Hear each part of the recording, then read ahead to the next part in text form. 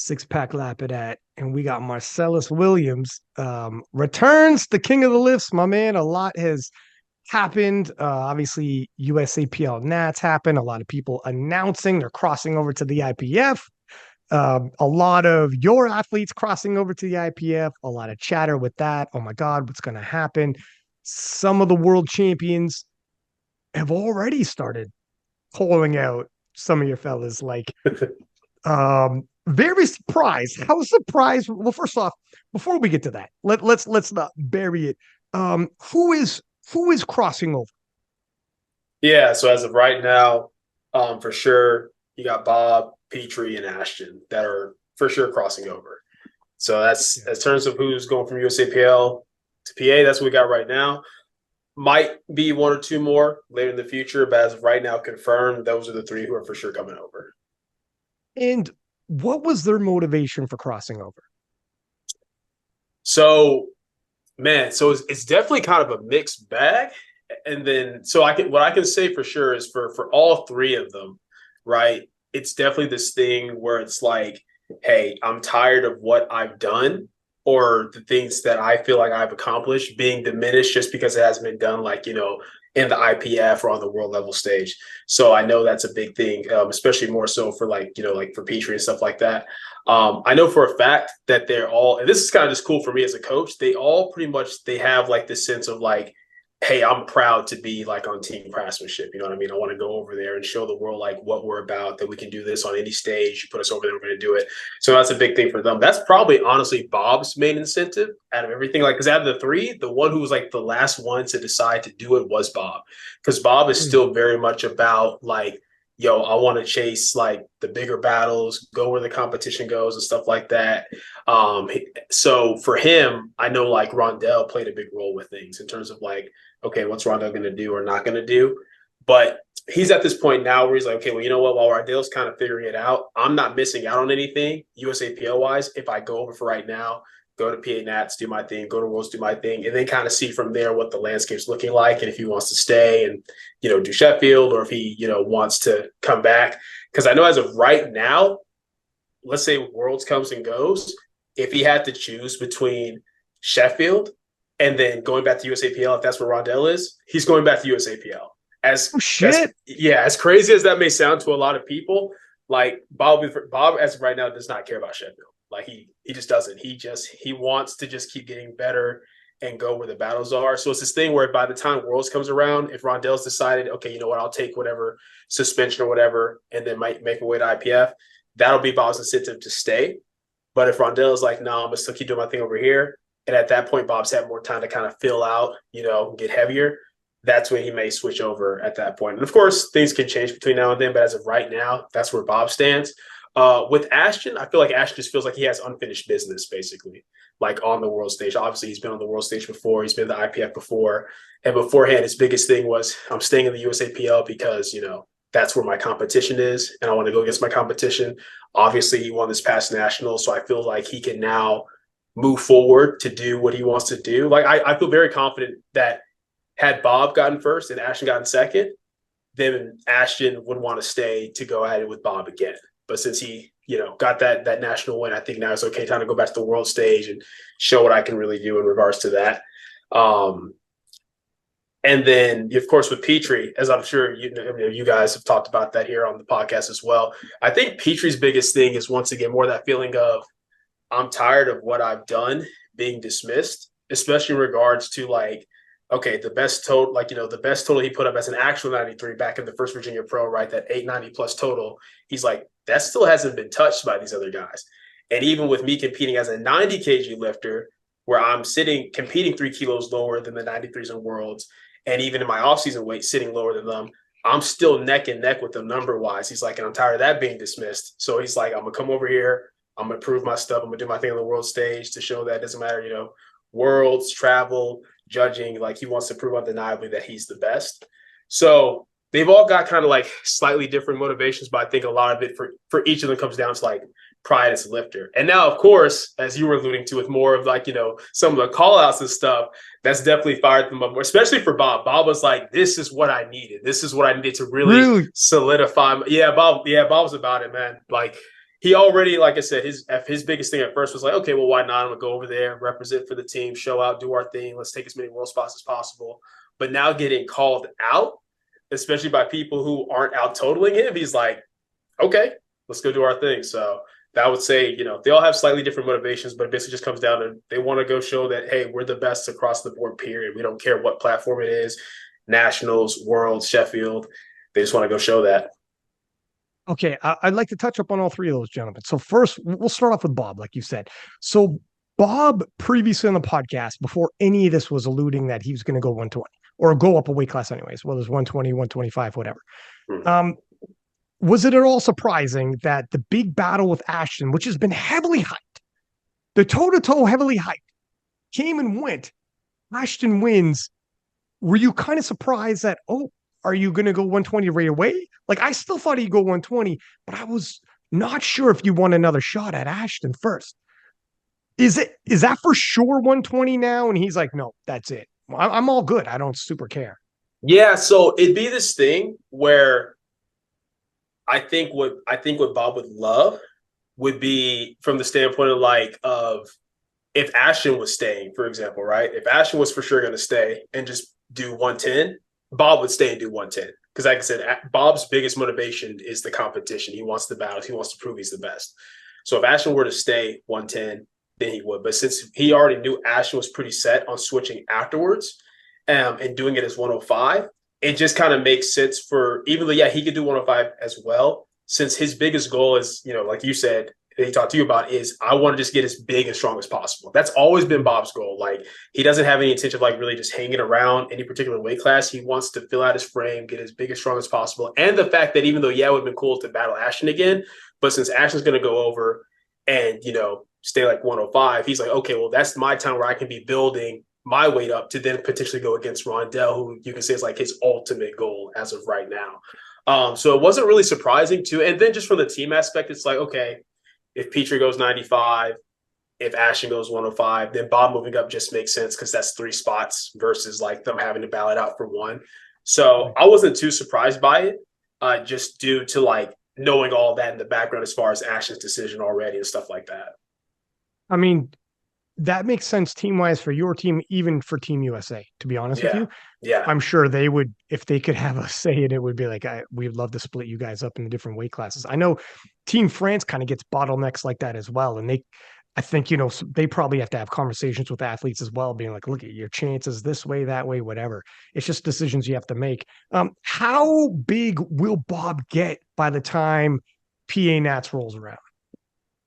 So honestly, that's just going to kind of depend, because Bobb is someone where he is very, very good at just being very strict and on point with his variables, especially when it comes like to the eating and stuff like that. But he'll be the first to tell you that, like, it is a chore. It is definitely hard to like eat the amount of food that he has to eat on a daily basis to have the weight kind of going up. So his goal between like now and PA Nats is kind of just like, let's just see where the weight kind of rides, right? Like, because right now, because it's post meet where we are, he's able to really push himself really hard with everything, the lifts, the accessory work, all of that. So that's going to probably help with kind of stimulating the appetite a little bit more as well. Plus, the longer you stay at a certain weight and the longer you get used to eating a certain amount, the easier it gets over time. So in terms of how much weight he'll realistically put on, it kind of just depends on what the rate is. What we pretty much do is see, okay, after like a month of like eating this way, how much weight did we gain? And then based upon that rate, we kind of determine if we want to increase that, slow it down, speed it up, whatever it may be. But him chilling around like 105, right now it's like 231 pounds. Between now and PA Nats can definitely see us putting on anywhere between, a solid 4 or 5 pounds potentially. But once again, a lot of this depends on like, how things are going with his eating and the appetite and stuff like that. And that's if, we can adhere and be very on point with that and not have to have some time where we kind of pull back and let the appetite regulate itself. So we'll see. A lot of it just depends. Plus, like with him doing different things, like he's squatting with a slightly closer stance now because it's feeling a little bit better for him, heavier. He's playing around with conventional right now too. So just new stimulus for different types of muscle growth that can be accounted for as well. So it just depends. There's no way of saying for sure where he'll be, but probably definitely be like a few pounds up from where he is right now if we can keep the eating consistent. I mean, that is a literal David versus Goliath moment. And later on the podcast, I'll tell you the actual David and Goliath story. as a nerd, I freaking found like somebody told me, you know, that story, the actual story probably isn't like we all think of it. But anyways, so because he'll be 4 or 5 pounds heavier, these gentlemen, the 120s, that's 264 pounds. Mhm. That's a huge, that's like, we're talking a 30 pound 30 weight difference. That is crazy. Well, that's by Mhm. PA Nats. But and we're gonna get into the 120s. But Dev might come over and who just won the 120s at USAPL or 125, sorry. And he didn't fill out 125. So he's like 123 and change. And Mhm. he just won the USAPL Nats. He's floating around down 50. And if he goes into adds 10 kilos on there, which is conceivable, I talked about it on the podcast before. Bobb's gonna have to PR. Bobb's gonna have to, he's got to be at his best, and he won't be big Bob. This is where people were like, with the added weight, and Bob is capable. Like Bob is a freak. I'm a Bob guy, no question about it. But what I do like is that if Dev comes over for PA Nats, Bob will have to show up and like he'll have to be on, which you always like to see. And then Worlds and then whatever, we'll take it from there. Um, but did you hear the Rondell podcast I did with him? I'm not sure if you did. It sounds like he's leaning towards IPF. If I had to bank money, I'm thinking he's coming. Yeah, we'll see. Just because um I'm also just aware of a few things that are going to be potentially changing with the pro series over here in terms of like what the money looks like for the finale and stuff like that, and that might be some stuff that kind of changes people's minds and stuff. So we'll see. I personally, you know, I'm good. Whatever obviously when it comes to Rondell, I want to do what's best for him. But obviously, I would love if he was able to come over to go over the IPF for mainly for two reasons. One, just as someone more from like as a fellow lifter who just wants to see Rondell do his thing. I just feel like Rondell deserves that opportunity to do that at least once. You know what I mean? Because I believe it's something that he does want to do. And then from the other standpoint of if that gives Bob his incentive to stay over for a little bit longer, at least through Sheffield, then I'm with that as well, right? Uh, so hopefully he does do that. And as far as things like, for PA and and stuff like that, as far as Devin like that, my mindset on that is kind of this. I mean, one in general, Bob and I were talking about this earlier. Bob and really all my lifters, we always have the mentality of always expect your comp to come in at your best. Always expect you're going to have a great day to do well.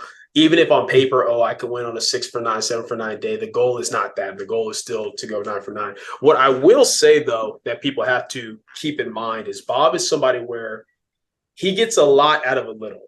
Like the difference in what he gains in strength from even just being like getting like a few pounds heavier has always been pretty significant. But beyond that is also, and this is true for both Bob and Ashton, right? And this is kind of, we can get into this later too with some like the call outs and stuff like that. Because, people are looking at the totals they put up at nationals and they kind of try to, I think, dictate everything based off that. But there's different factors that go into that. Like the fact that, okay, well, with Bob, he purposely sandbagged his third squat because you want to try to save a little bit. So he's not pushing the squat to the full degree. Bench, I would say, was pretty accurate to what we want to be on. But then with deadlifts, people have to keep in mind when Bob and Ashton are going against each other, they can't necessarily just pull what they want to pull to secure the biggest total, right? Because they're so close to each other, so neck and neck that they're pushing each other to that upper limit, basically. They're not necessarily going to have that same issue, though, when they go to PA Nats, just because in terms of where their comps, like not so much in total, but in terms of where their comps dead lists are relative to theirs, they're pulling last, like in their respective weight classes. So instead of it being this thing where, oh, I could just pull this to secure this PR total, it's like, well, no, because Ashton's right here, so we're edging each other out, right? Whereas if you're going up against somebody where their pull just isn't quite, near that level, like the mid 800s and above, well, then you get to have a little bit more free reign with how much you pushed yourself on the dead list by the time that comes. So that plays a role with the total as well. And that's something I think people definitely have to account for when they're looking at, oh, well, how close is this? Mind you, it's not to say that like, oh man, it's not even gonna be close. We're not worried about, like I said, we always expect the comp to come in strong. But it is a matter of we do have the advantage of we don't have to cut anything, right? We just get to eat into it. And the fact that it's not the same circumstance of pulling with someone where you're like within a few kilos of each other on your deadlift. So something to account for with that as well. I definitely want to we're going to definitely get into the call outs because some of them were shocking. But with Bob, how much is he eating? Do you know how many calories he's eating a day? Yeah, I can give me a second, pull it up and tell you I'm exactly, interested. I'm exactly. interested. When you said it was a chore, see, here's the thing. I I eat 2,900 and what just under 3,000 calories. And I'm like, frick, man, I could eat so much more. But I know everyone thinks that until they're force feeding themselves to gain weight. And I have Yeah. had like strongmen on that are like, it isn't what you think when you're gorging and forcing. Yeah. So at his peak, we had Bob eating 4,310 calories. Now, right Okay. now, post meet, we've done a slight pullback just to give him time to regulate. Now we're getting closer to 4,000 flat. But at his peak, yeah, he's eating well over 4,000 daily. Dog, I think I could do that.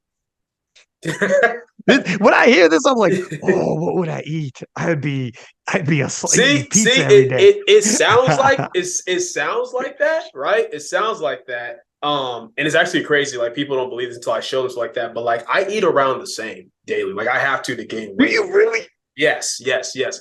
But it sounds That's awesome. crazy. That's your Yeah. wait. What's your body weight at? Just for people who know when they're I'm listening. weighing 173, 174 right now, man. Holy Pounds. dude, you have Yeah. to. Wow, so Yeah. how much like activity do you do, or do you just have a ridiculous metabolism? A little bit of both, just genetically, like especially like on my dad's side, and then my sister Bria the same way. We relative to people our height and weight, we eat way more in general and can stay lean. But yeah, no, my activity level is ridiculous, man. So fun fact, I usually don't track my steps like that because I'm just like never really had a reason to. I know I'm very very active, but Mm. after nationals, because I handled all 4 days at nationals for 11 of 12 total sessions, and I was easily getting over 30,000 steps a day. So it just made me curious. Okay, how many steps am I getting on a normal basis? And surely it's nowhere near this, dude. 20K steps a day is like low end for me. Oh shit! Yeah, I'm like, What? What do you yeah, do? I'm How? at it. That's what's ridiculous about it, man. It's just I move around all the time.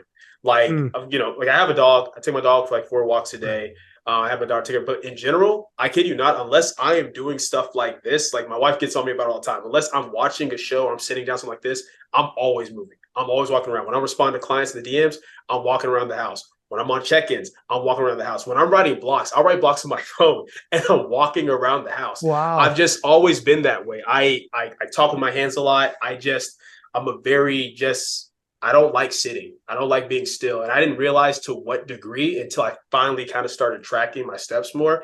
And I'm actually trying to pull back on like I'm trying to have set times where I'm like making myself sit down so I can ease up on the eating a little bit. Because to bring it back full circle, yeah, it sounds great at first. And some days it are. When your appetite's just normal or high, it's great. But man, there's some days where you're still full from the day before. Because it's not like, oh, you're just eating 4,000 calories for a few days. Oh, you're doing this every single day. You get to the point where you're Yeah. just Yeah. drinking your calories, forcing it in. And especially at my weight, man, like that's a lot of food. You know what I mean? Yeah.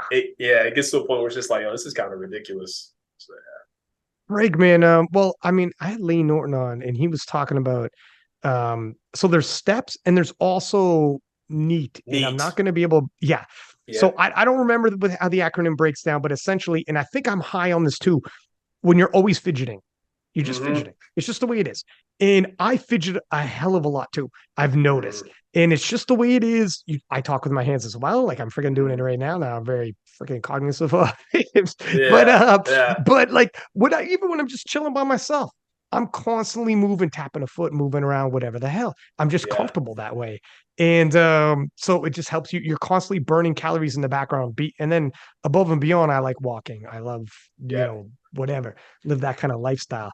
So I totally understand what you mean. But yeah, so doubling back on Bob, so he could definitely smash more calories if he needs to. He just doesn't like to, I guess. He just isn't a big eater. Yeah, it's just yeah, it just gets to a point where it's not comfortable, basically. Mm, Like, and especially because keep in mind too, it's easier if you're willing to let it be a little bit messy. Bob eats very clean. I think he even brought this up on one of the podcasts with you, where he's like, he very rarely even eat like a burger. So that's another thing too. I tell people all the time, it's different. Getting in 4,000 calories when you're eating McDonald's or whatever is one thing, but when you're getting 4,200 calories and most of it is whole foods, that's a whole different ballgame in terms of the food volume. So that's where I think it gets more uncomfortable. It'd probably be easier for him if he would eat more unhealthy, but he doesn't want to do that. So for like for sure. I can tell you right now, like, because when I heard 4,000, I'm like, I could crush it at everyday bet. But I'm talking dirty foods, my man. Yeah. I'll eat Yeah. like a child. But if we're talking chicken, like a chicken breast is 150 calories. Bowl of vegetables is like 80 calories. Dude, 150, 80 calories, that's a plate. You got to get to 4,000 Yeah. and we're at like 300. You have to Yeah. eat that how many times a day? You're never going to get there. That's why, like, if you're a clean eater, yeah, I could see where Bob's like, I can't keep having 10 plates a day of food. Yeah. But yeah, fair enough. So let's talk about some of these call outs. So I had people sending to me. I hadn't heard the podcast. Bob was on the Sabato Boys podcast, Sabato Sessions, Mm. and I don't know what he was saying. I hadn't heard it yet, but Tony Cliff, two-time world champion in the IPF, on his way to Sheffield, and Tony's a spicy guy, and he trolls. He trolls me all the time, and we're friends. Yeah. Okay, and he trolls me mercilessly, and we're friends. So, and we hang out and everything, like not just social media. We hang out, we see each other. So I'm not surprised he's trolling because this is in his personality and nature.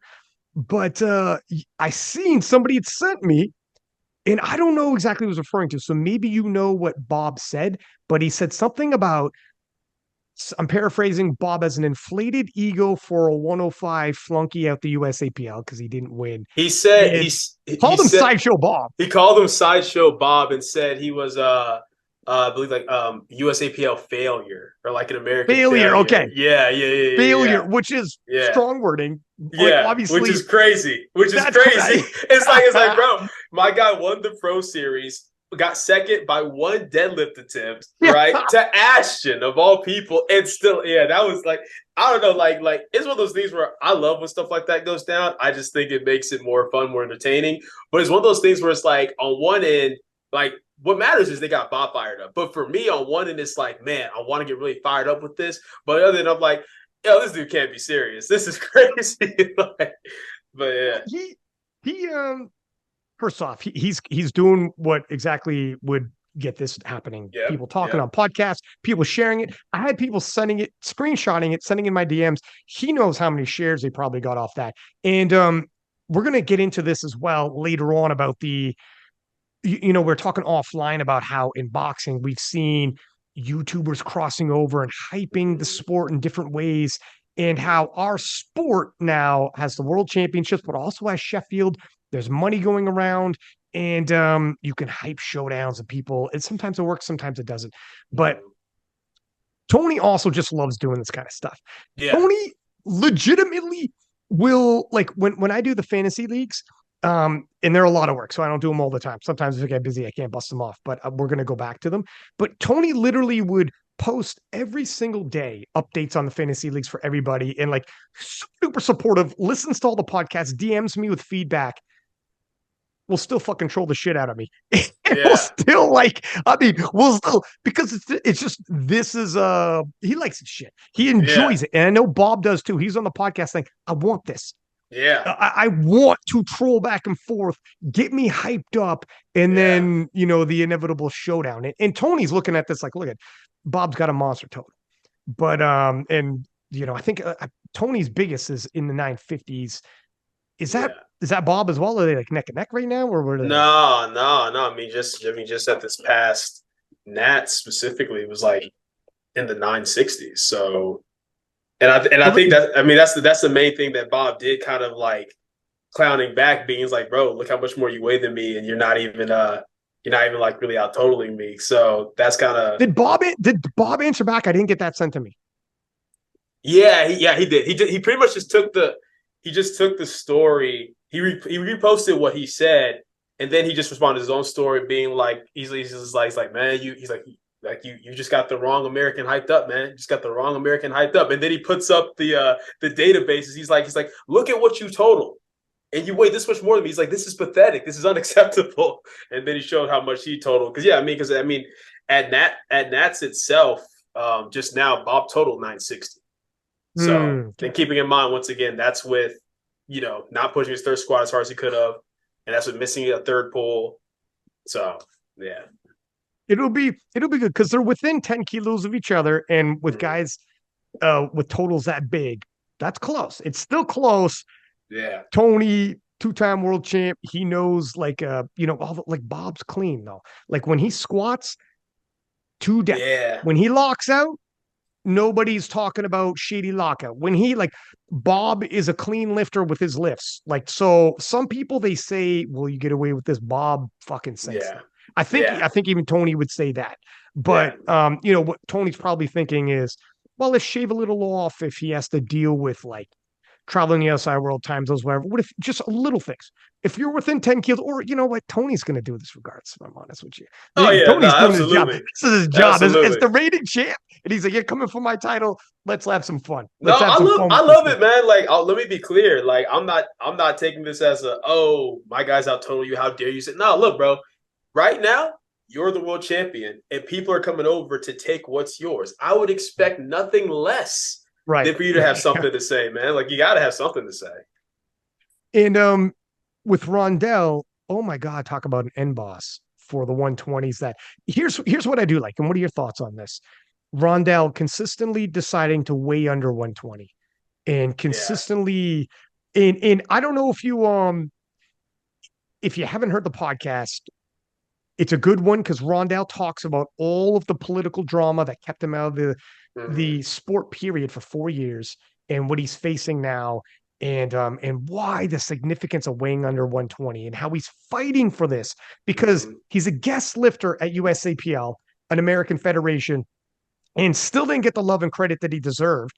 And by him weighing under 120, at least he can be compared to the rest of the world, Mm-hmm. including all of the IPF, including all of history when you look in the Mm-hmm. database. Because 120, for people listening, is in the USAPL and is not in any other, the rest of the world. So, and he's already in USAPL, a guest lifter on top of that. So he's like, I need this. I need this comparison. I need something that I could be like, excuse me, my lifts were clean and I was 120 and Mm-hmm. yada yada. What a freaking end boss.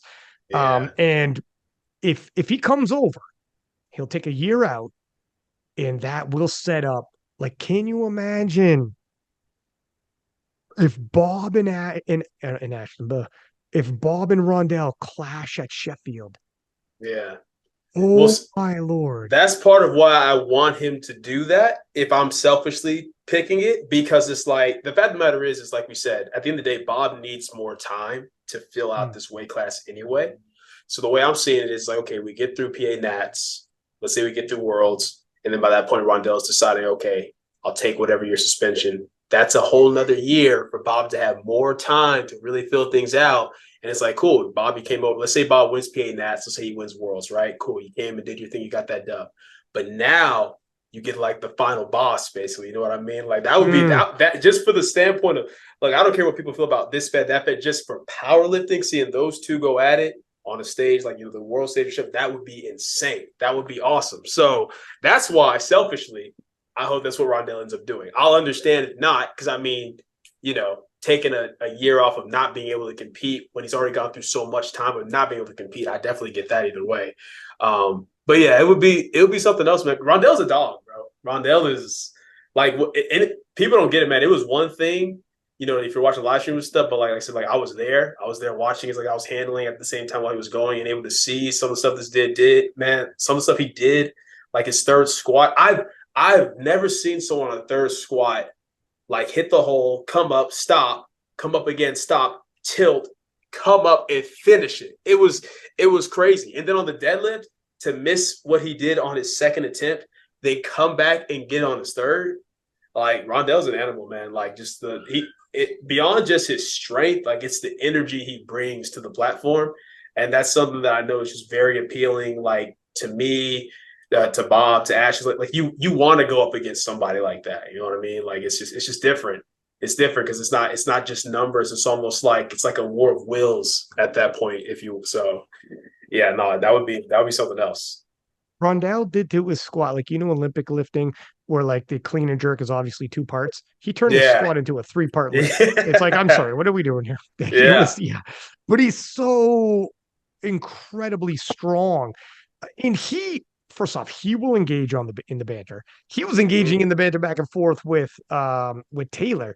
I mean, Mm-hmm. he was loving it, and he was also saying on the podcast, it's tough for him because he's not getting the credit he deserves as a whole from the powerlifting community.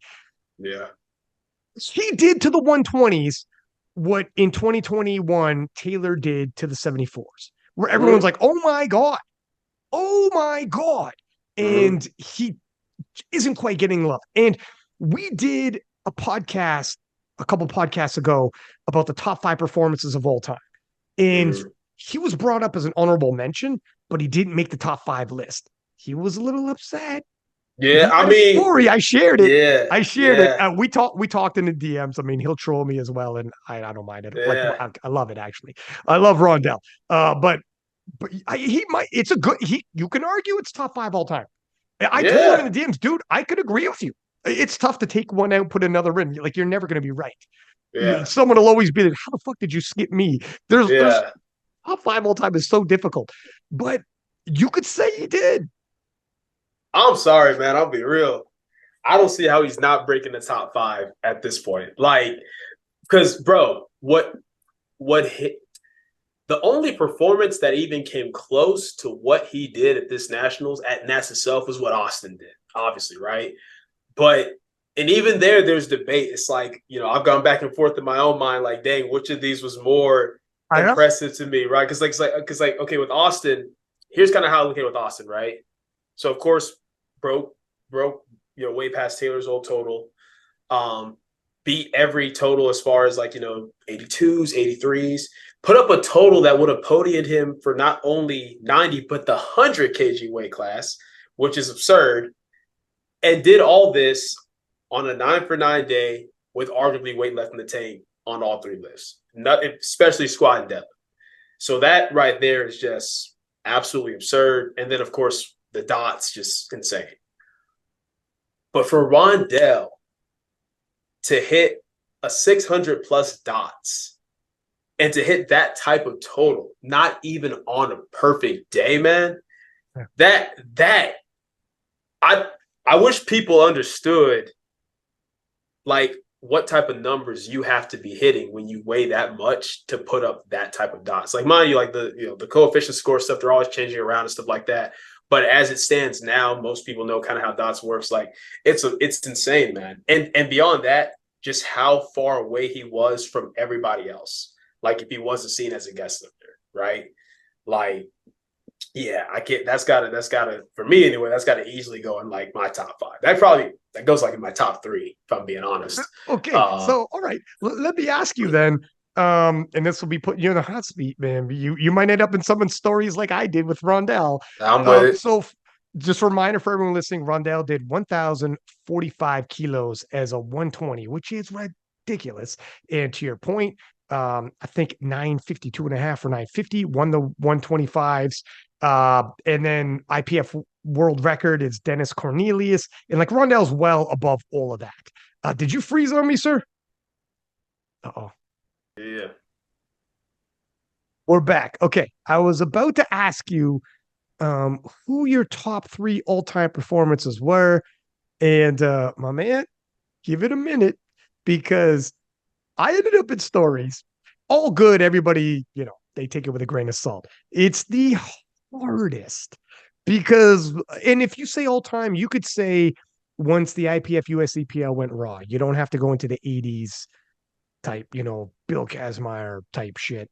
If you, unless you want to, Ed Cohen or whatever. But you could add caveats like that. And you could say tested. This is my top 3 tested since IPF USAPL went raw. If you want to do it like that, or if you want to go untested, you could throw in a John Hack particular performance or whatever the heck. But this is tough. This is such a tough one because you're never going to get it right.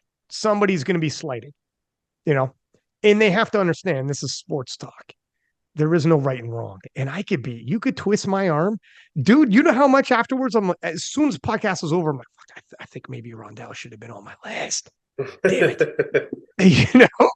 But then who do I take off? Yeah. Any particular order? Because I'm still trying to figure out like the order or just give you my top 3. Dude, you don't have to do an order because I'm not giving you any prep. And for anyone listening, My man's not getting any prep. I'm just tossing this out there. So you might change your mind as soon as you hop off the podcast. Well, fuck me. I just forgot about this guy or this girl. But just off the top of your head, with the caveat that you could always change up and add one later. I'm gonna say Austin from this past Nats, Jesus at Sheffield, and Rondell from this past Nats.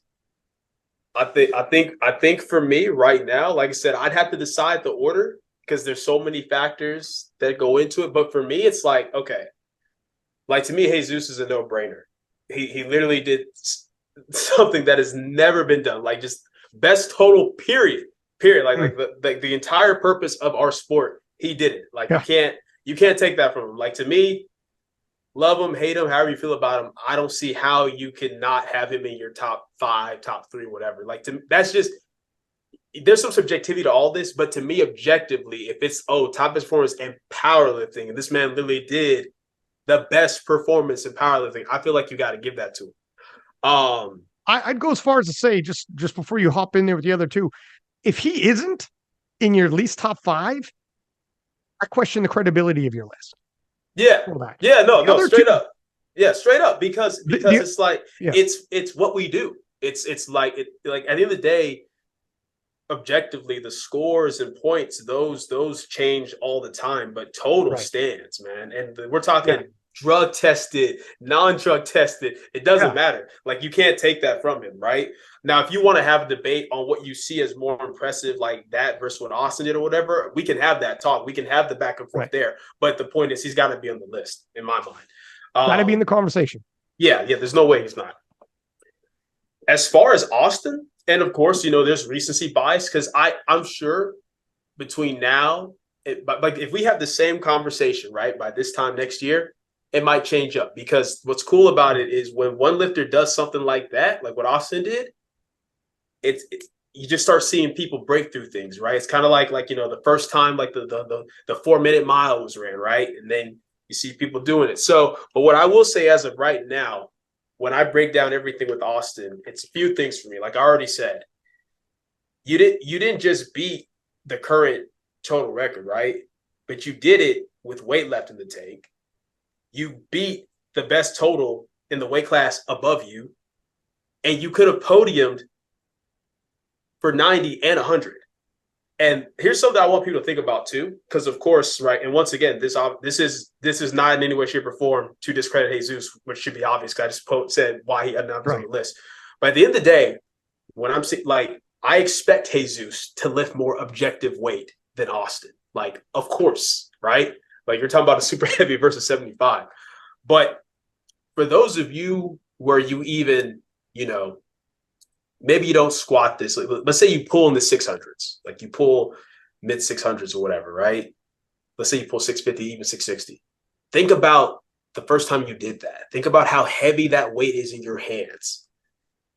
Austin puts that weight on his back, puts more than that on his back with this small frame, bro. Like Austin's smaller than me. You know what I mean? Like I'm not like a super huge dude in terms of weight, but like Austin's a small dude. He's, we bullied him enough into eating for him to get a little bit more jacked, but he's a small dude, small frame. He's putting that type of weight on his back, squatting it. You know what I mean? So it's like, to me, when you account for that and the fact that when it does come to comparing across weight classes on any score you want to use, dots, wooks, whatever, he's the best as far as that goes, right? So to me, it's like that type of performance, not just what he did, but the ease with which he did it with having weight left in the tank and the fact that he, across any score you want to use, broke through all of that. Like he's got to go up there in my mind just due to that alone. Because like pound for pound, he's the best lifter. Like if I'm looking at that, that was my follow-up, actually. Yeah. That was my follow-up. Yeah, pound for pound, like that's the thing. Like if we want to talk about who's more impressive as far as like their performance, we go back and forth with that. But it's kind of like Jesus is just the strongest power lifter, period. Austin is the best pound for pound lifter. Like you can't, that just is what it is. So he's on that list. And then Rondell, funnily enough, is almost in some ways to me, it's like a combination of aspects for both. Because it's the sure raw amount of weight this man is like, bro, this man, once again, I'll bring up the same example. Let's say you do squat 550, 560, 570, or you pull that. This man's putting it in his hands, loading it on his chest, and bench pressing it, man. Yeah. Like the objective load he's doing is crazy, but to put it all together and then still manage a 600 plus dots, when people often say that, dots and scores favor the lighter lifts, to do that in that weight class is just, it's absurd. So yeah, for me right now, those have to be my three. And the thing is, you can't even like it's not even much of a bias because none of these three guys are under me. You know what I mean? So it's like that's just as a fan of powerlifting, as a lifter, as a competitor myself, I look at that and I'm like, who's doing that? Like for all three of them, like it's no one's doing that. Now, do I think there's people that have potential to do that? Absolutely. Like, do I think Bobb, Pitre, Ashton, Jamar, Mike, I think they have the potential to do stuff like that. Absolutely. But as of right now, in terms of who's done on paper, it's those three. So that's not to discredit anything else that's come before, or all the people that I'm going to put on my list are going to be on the drug tested side, just because that's the side I am invested in that I care about. So that's of course not to discount anything. I mean, first of all, nothing I do or say can discount anything John Hack does anyway. He's John Hack, but Oh, no. Yeah, he ain't worried. Yeah, he's like John's not worried about what I'm saying, but yeah, those would be my three right now. So a couple follow-up questions. Do you think, because I'm a boxing fan, I know you follow boxing MMA, and sometimes in history, they have pound for pound best in the world. Number one has been a heavyweight, but it's very rare. Very rare if you watch, and heavyweight rankings are unofficial. So we're talking, usually it's a Ring magazine or one of those. Previously, Ring magazine was literally the Bible of boxing. I mean, for 100 years. Now with internet, I'm not entirely sure what the Bible of boxing is. Maybe it's still Ring magazine. But sometimes it was the heavyweight champion of the world, but it's very rare. Do you think Jesus could do that? Like, what would a heavyweight have to do to be pound for pound the best? And could you argue Jesus is pound for pound the best? I mean, I can't remember off the top of my head, but I'm pretty sure he was very close to a 600 dots with Sheffield. Was he not? I'm pretty sure. I know they used a different scoring system. Yeah. Right. I'll pull it up. I think he has one of the formulas, to your point, which is insane for a heavyweight. Let me pull this up for you. But I put 2 L's in there. And God bless open powerlifting, by the way. Dots 592 from Sheffield. Yeah. So I think he was, that's incredible. He's close, man. That's 8 pounds. That's 8 points away. So it's like, do I think it's possible? Like, could it potentially happen? Yes. Do I think it's going to? Probably not.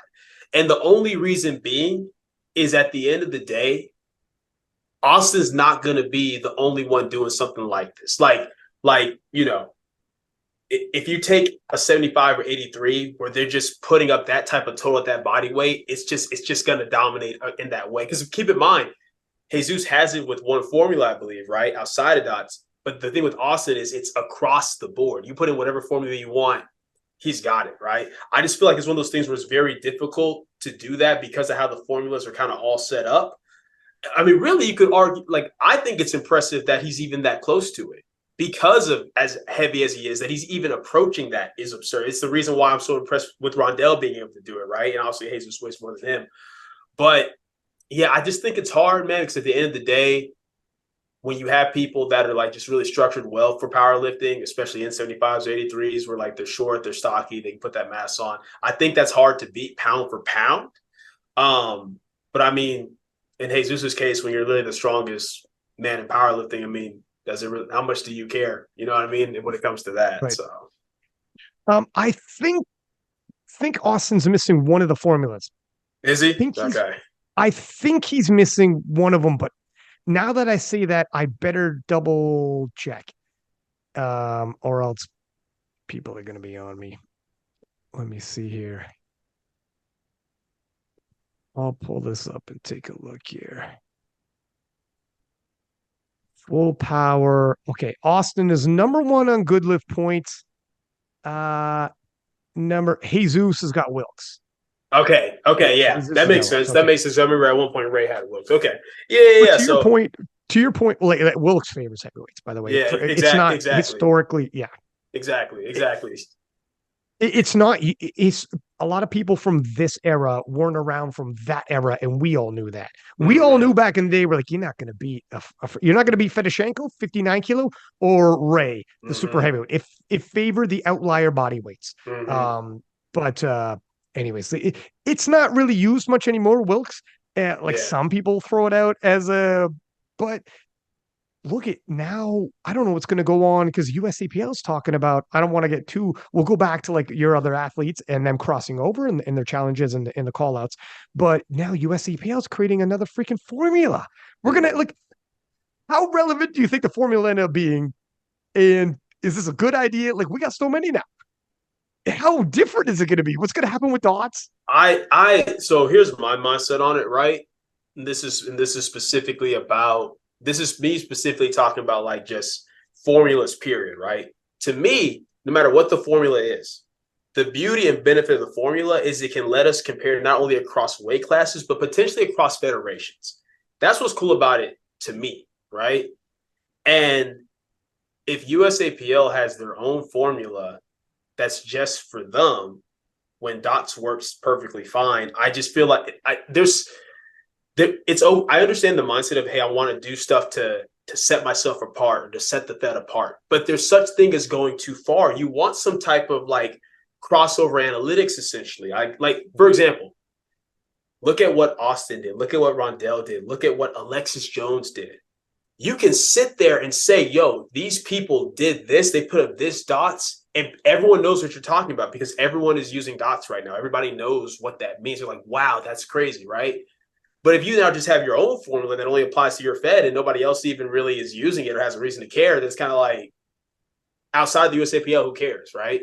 So I personally don't see the point in it. And mind you, like I'm speaking with just what little info I have, which is what everybody else has, like that they're just looking into maybe do it. If they feel like this is going to somehow, I don't know, help them keep track of things from a competitive standpoint within their Fed, and they'll still utilize dots outside of that, then maybe I get that. But to me, like the cool thing about formulas is comparing lifters across weight classes and Feds. And I just feel like we already changed it so much. We haven't even been using dots for that long with the USAPL. So I don't see the purpose in changing it again, right? Mind you, nothing's been changed. Like I think right now it's just like it's them potentially looking to see about even creating it. But I personally don't see the point in doing that.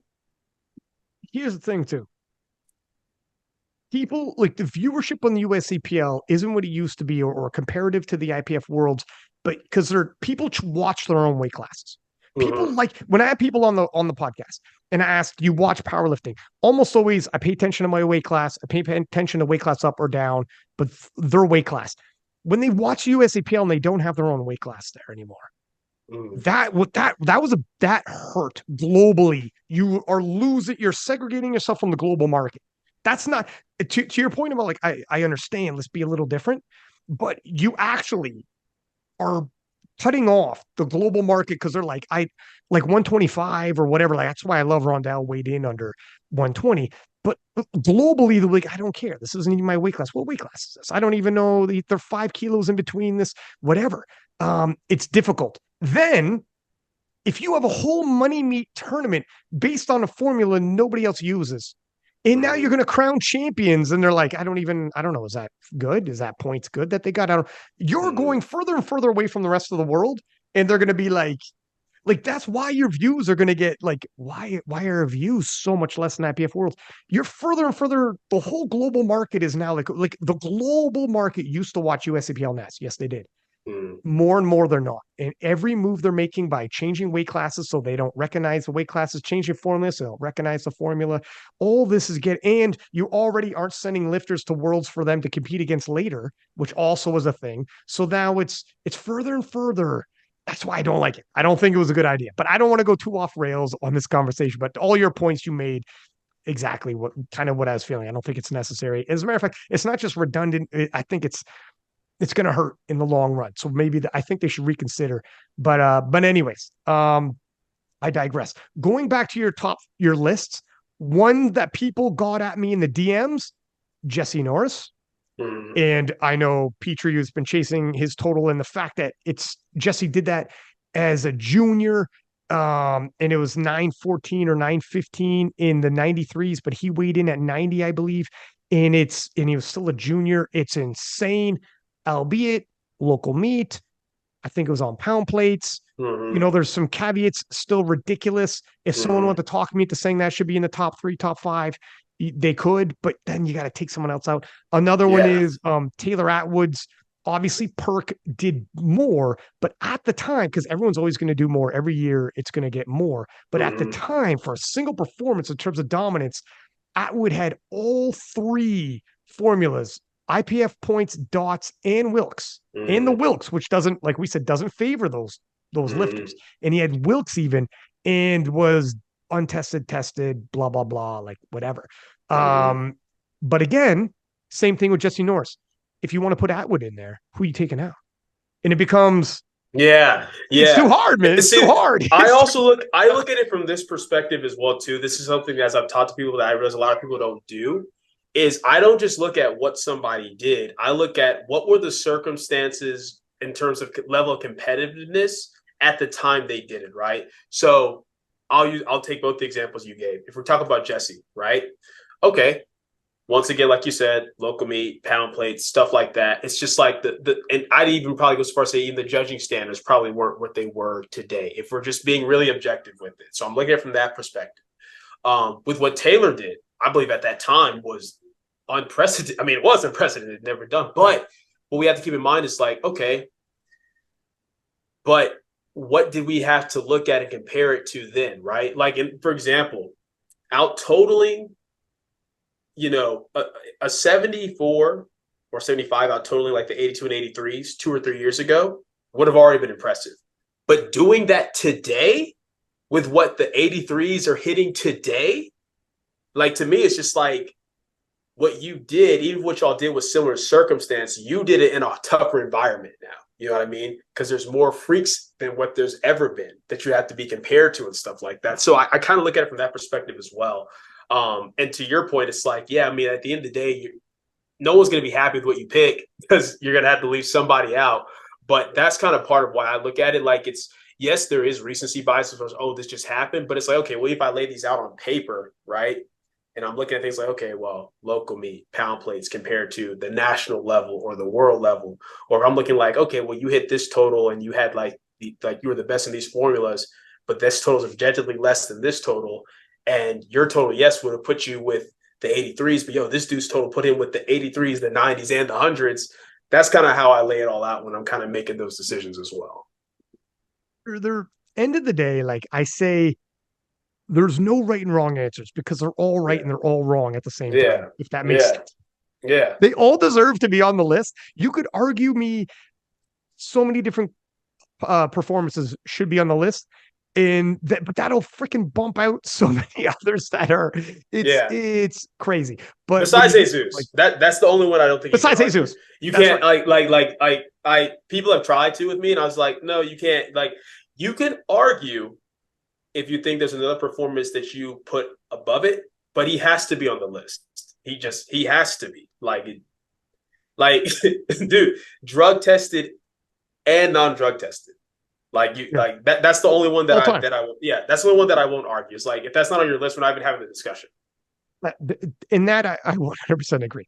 Yeah. If someone wants to tell me all the others, man, if you can't have Perker or Atwood because Perker Atwood bumped the other one out or whatever the heck, or Jesse bumps out Rondell or whatever. But yeah, Jesus has got to be in there. I Yeah. 100% agree. All right. We got derailed, but that was a good conversation. I'm glad we did.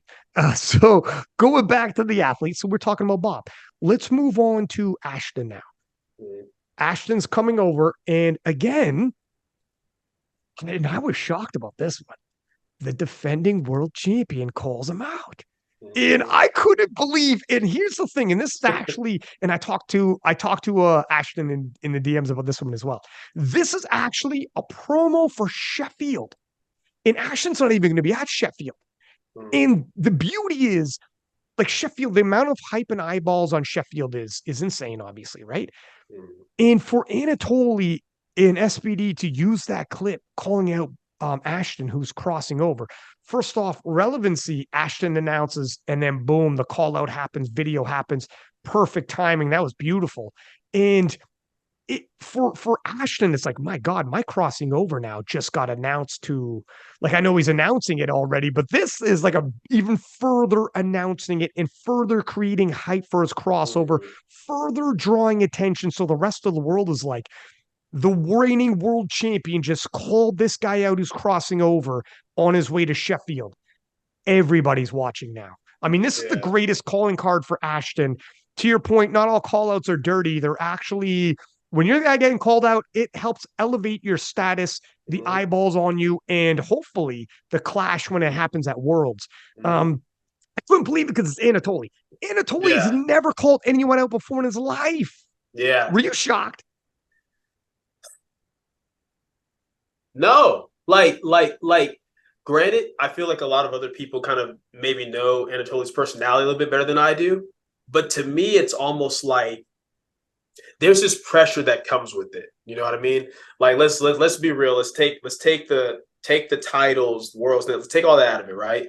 Ashton has been doing this for a very long time. You're not going to be in the sport of powerlifting and not know who Ashton Rouska is. It's just is what it is. And he's proven himself time and time again. Even when people are doubting him or thinking, oh, he's watching this, he comes back time and time again. Ashton is a force. And I just feel like there is this pressure that comes with knowing you're going up against someone like Ashton, right? So in my mind, I feel like for Anatoli, part of it is, I mean, of course, we know with SPD, it's like that there's the marketing aspect of it. But I also think it's part of it is you almost have to do that. You almost have to you got to just let it out there and face it head on. You know what I mean? Like, you can't back down with it. You can't be scared. You can't, because look, even if on paper, somebody wants to be like, oh, Ashton's got it's in the bag, but that's your title. There's nothing weaker than being like, oh, well, this dude's stronger than me, so I guess we got to just accept I'm going to lose. Like, nah, man. So you even if in your mind you're like, yeah, this dude's probably going to beat me, you might as well at least go all out with it, like headstrong first. You know what I mean? So to me, I wasn't shocked by it because I feel like if I was in his shoes, I would have done the same thing. Because it's like, if we say people, and mind you, this is different. Some people might think, oh, the world stage is really going to shake Ashton, even though he's been on it before and stuff like that. But let's say that you don't. Let's say you assume that Ashton's going to win. It's like, well, if he does this, worst case scenario, nothing bad happens. Like people are already expecting Ashton to beat you anyway. But if you do call him out, if you do say I'm ready, and something crazy happens and you win, you get to say that I called this out beforehand. You know what I mean? So I respected it. I mean, don't get me wrong. You know, of course, you know, as Ashton's coach's partner, he's going to crush him. Let me be clear on that. but I respect it, man, because it's like, you're not shying away from it. You're not running away from it. You're not letting anybody tell the narrative for your title that you currently have. You're just boldly being like, hey, I'm ready for him. And I mean, and it was tactful, honestly. Like, the call was very, very clean, very tactful. But like, I don't think I was as shocked by it as what others were. But it's one of those things, like, if he would have done it, I wouldn't thought anything of it. But him doing it, then be like, oh my gosh, how could he do this? I was just like, nah, I like that, because like you're walking into it, and you might as well. Like, you can't run from it. You're not going to drop out, so you might as well. Yeah, it's the elephant in the room. Ashton's coming. What are you going to do? Address it. To your point, address it. Don't. What are you going to? What do you or do the old? Do my best. No, like that's going to be inspiring, man. Yeah, that's weak. Yeah. Like at the end of the day, it's your title right now. Like that's the thing I want people to understand. It's like, of course, we're going over there with our plans, our expectations, what we want to happen, but we're not going in here with like just this disrespectful mentality of like, oh, it's a walk. Like, no, we have to come and take what we want, because they're not just going to give it to us. You know what I mean? Like, and Ashton, very much like Bob, is the same way, where he's like, it doesn't matter how far ahead I am with someone on paper. I'm not coming in expecting an easy bout. I'm going to come in, I'm going to give it my all.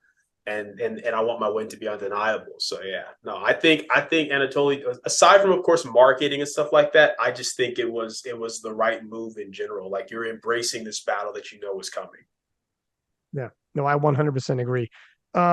And talk about battles to come. So now we're going down the list, I guess. But Brandon Pitre moving into the 93s, crossing over, and I mean, the 93s is an absolute meat grinder. Just getting onto the American team to go to Worlds is going to be insane. I don't know exactly how they're going to work this out because Kaiko's obviously going to Sheffield. We still have wild cards up. Gavin Aiden's floating around. We have obviously Emil Krastov from Bulgaria, Gustav Hedlund, who's going to be at Sheffield.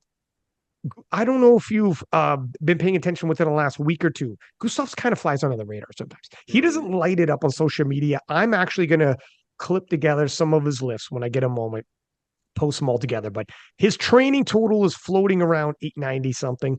He's murdering it right now. This is training. I got you. It's got to transpire on the platform, but he could, and we're a little ways away from Sheffield, but he could surprise people as well. Bigger point is this is a crazy stacked division. Of your fellas moving over, does Brennan have the toughest path? I'd say so. Just because, just objectively on paper, in terms of like PA Nats, right? Like he's going to have more of like the direct head-to-head competition relative to Ashton or Bobb. Like you say, Bobb may have one person, right? Ashton, and sorry if I'm just not thinking about somebody. I'm not thinking anyone at PA Nats that's gonna touch him realistically. How about Worlds too, though? I mean, path to a world title, even. Let's go all the way through. Got all the way through. Yeah, I'd still say so. I think just because out of those weight classes, the 93 is just the most stacked, both at the nationals and the world level. But honestly, man, I'll be honest, in a way, that's why I'm kind of looking out of everybody going over, right? I think I was happiest when Pitre let me know. And Pitre was the first one out of everyone. I mean, right after, Carolina Prime Time, he was letting me know kind of like that's what's going to be the plan. But I'm happiest for Pitre to do it because I just know what that's really going to mean for him. You know what I mean? Like all the ups and downs, the things he's gone through, constantly feeling like he's having to do one thing or another to prove himself and stuff like that. And it's this thing where it's like, I know the lifter that Pitre is. I know the man that Pitre is. He knows who he is. But finally just putting it and solidifying it on the world stage so everyone else knows. You know what I mean? But yeah, I would say so. Out of all of them, at nationals alone, you got to worry about, you got Keiko, got Gavin, right? And then, I mean, I don't know what's up with Chance, but just if he comes back, oh my Lord. Yeah. So he's got that. And then of course on the world level too. I will say in my mind though, just because of the relative time, in my mind, it's like, if he does what he needs to at PA Nats, Worlds is less pressure than PA Nats in my mind right now, just in terms of like who I think is the biggest threats are, and also just the amount of time we have to Nats versus Worlds. Yeah. But yeah, I would say so. Out of the three, I would say so. And well, one thing. So the reigning champ there, Keiko, not doing a call out like the other champs we talked about. Not surprised by that though. Keiko's not really a call out type of guy. That would be shocking. Yeah. Keiko doesn't. I don't think has Keiko ever gone into call outs and stuff? I don't think he ever has. Not in my entire time of following him anyway. I don't believe so. Unless something happened I just completely missed, which I doubt. I'm a big Keiko fan, so I don't think so though. Yeah. And I mean, this is powerlifting where people can read between the lines and take things personal when there is none. And even then, nobody's, I don't think, ever got into some kind of a situation. But it'd be interesting because he's been around. He's always in wars. He's been in so many good battles. He's been on top in the night. He's lost it, come back, regained it like a true champ. I mean, that's a sign of a champ as well. So we'll see. Of the 93s, who do you think is the biggest threat? Is it Keiko? Yeah, I'd say so. just, I mean, for really, you kind of just listed out the reasons why, right? Like Keiko's battle tested, he's consistent. Um, I'm not going in with any expectation of him of missing a lift or, not hitting something to clean comp standard. Like this is not what I would expect with Keiko. But I mean, the one thing I'll say though, once again, keeping in mind is this, and this is the biggest thing, like for both me and Pitre, but especially me, is like, bro, like once again, he's been keeping pace with them 3 kilos lighter. And I just feel like on every podcast I've listened to across the board, Keto Lives, Two White Lights, Warm Up Room, whatever it may be, it's just like, I don't think that's been emphasized enough. It's like 3 kilos is a lot, man. I don't think people get, especially when you're leaner and stuff like that. And then when you can't even be as heavy in your off season. So to me, it's kind of like going into it. I know that like, even though it's going to be a battle, I think the way it's going to look, it's going to be different than what people are expecting. And I know that's what Pitre wants. He wants to make it look very different than what people are expecting in terms of the battles themselves. But with that being said, yeah, I would say so. And that's not, once again, that's not to take away from Gavin by any means. Because I mean, Gavin, I mean, I love Gavin. Pitre loves Gavin. Man's a dog. But if I'm looking at it from the standpoint of like, okay, who I think is going to go in there, execute, and put up the numbers I'm expecting them to put up, then yeah, I'd say Keiko. Of the gentlemen crossing over to the IPF, who do you think is the one that's going to surprise people the most with what they do? Pitre, absolutely. Yeah, easily. Is that because you think he's underrated, or he hasn't shown everything he's got and had the super meet yet, so to speak, or why? Why do you feel that? I think it's a combination of all these factors. It's kind of like, okay, we can put it this way. When you talk about Ashton going over, right? People are like, oh, finally he's going to go over there. He's going to take his world spot back and stuff like that. Like they're pretty assured, like, oh yeah, Ashton's got it.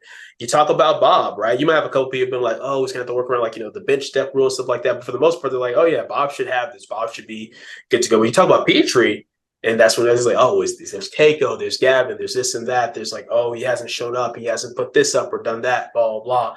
And I get it too. And he and I talked about this. Part of it is like when you put certain things out there, right? Which once again, he doesn't regret, nor do I think he should, because when you're striving for greatness, I think it takes more boldness to put out, hey, this is what I want to do, with the potential that you might fall short and be scrutinized for it, right? But despite that, for me, I think besides the fact that he has more like in those battles, it's a combination for sure. I think like one, like, people, he hasn't put together that day quite that people think he's capable of. I mean, even when he put up the 890 plus total as a 93 at that first Virginia Pro, that wasn't on a 9-for-9 day. But to me, that's kind of my point. It's like everyone's like, oh, but he hasn't put it all together. So like, they say, yeah, but once again, 3 kilos lighter. And despite not always putting it all together, he's matching these totals that these other guys are hitting on 6-for-9 days, 7-for-9 days. I'm like, a 9-for-9 Pitre should scare you. Like honestly, like a 9-for-9 Pitre, walking around heavier, not having to worry about doing these drastic cuts and stuff like that. Like that should scare you. And that's why I think that's what's going to surprise people the most, is because once again, recency bias, right? Like it's easy for me as his coach to look at like, oh, these are the numbers, these are what we've done in training. I know these are the circumstances at the meet. But for everybody else, and that's why there's no judgment towards, for everybody else, I get it. You're just seeing what you see on paper, meet to meet, right? But once again, it's like, I think that's what's going to surprise people the most. But I think that's why it's also going to probably be the most satisfying to see, for sure.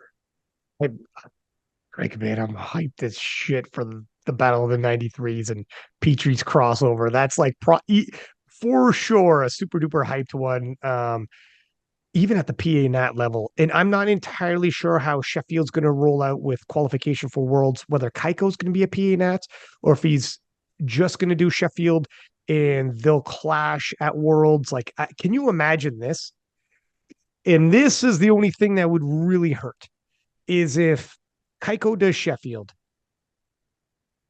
Imagine Gavin gets a wild card. There's still wild cards to go. This is like the worst possible scenario. Okay. But I'll throw it out there. But if this were to happen, Gavin and Keiko go to Sheffield, let's say, Pitre does PA Nats, and at Worlds, only one of them goes forward. So they never clash in 2024.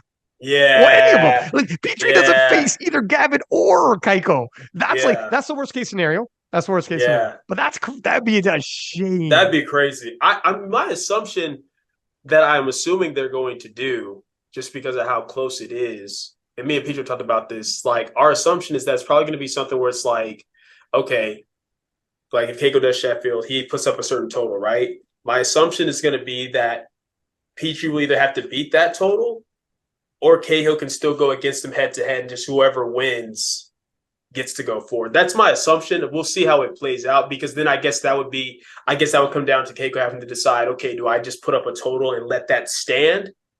Or do I come in thinking I can do better than that and just battle head to head and go about it that way? That's because to me, nothing else really makes sense. Because I'm like, obviously, you can't just automatically give it to who does Sheffield, because that makes your nationals pointless at that point.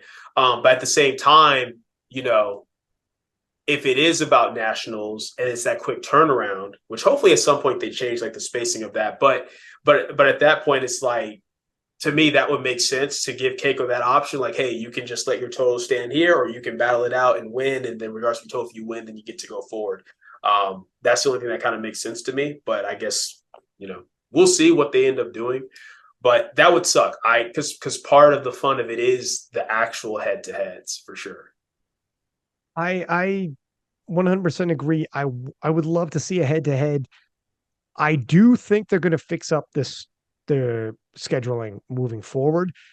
It's just very difficult because things are laid out in advance, and it's difficult to maneuver. But I think things will get cleaned up because nobody on any level wants it to be the kind of situation we have now, where it's just muddled and very difficult, and it's going to be controversial. Someone's going to get upset about it, no matter how you do it.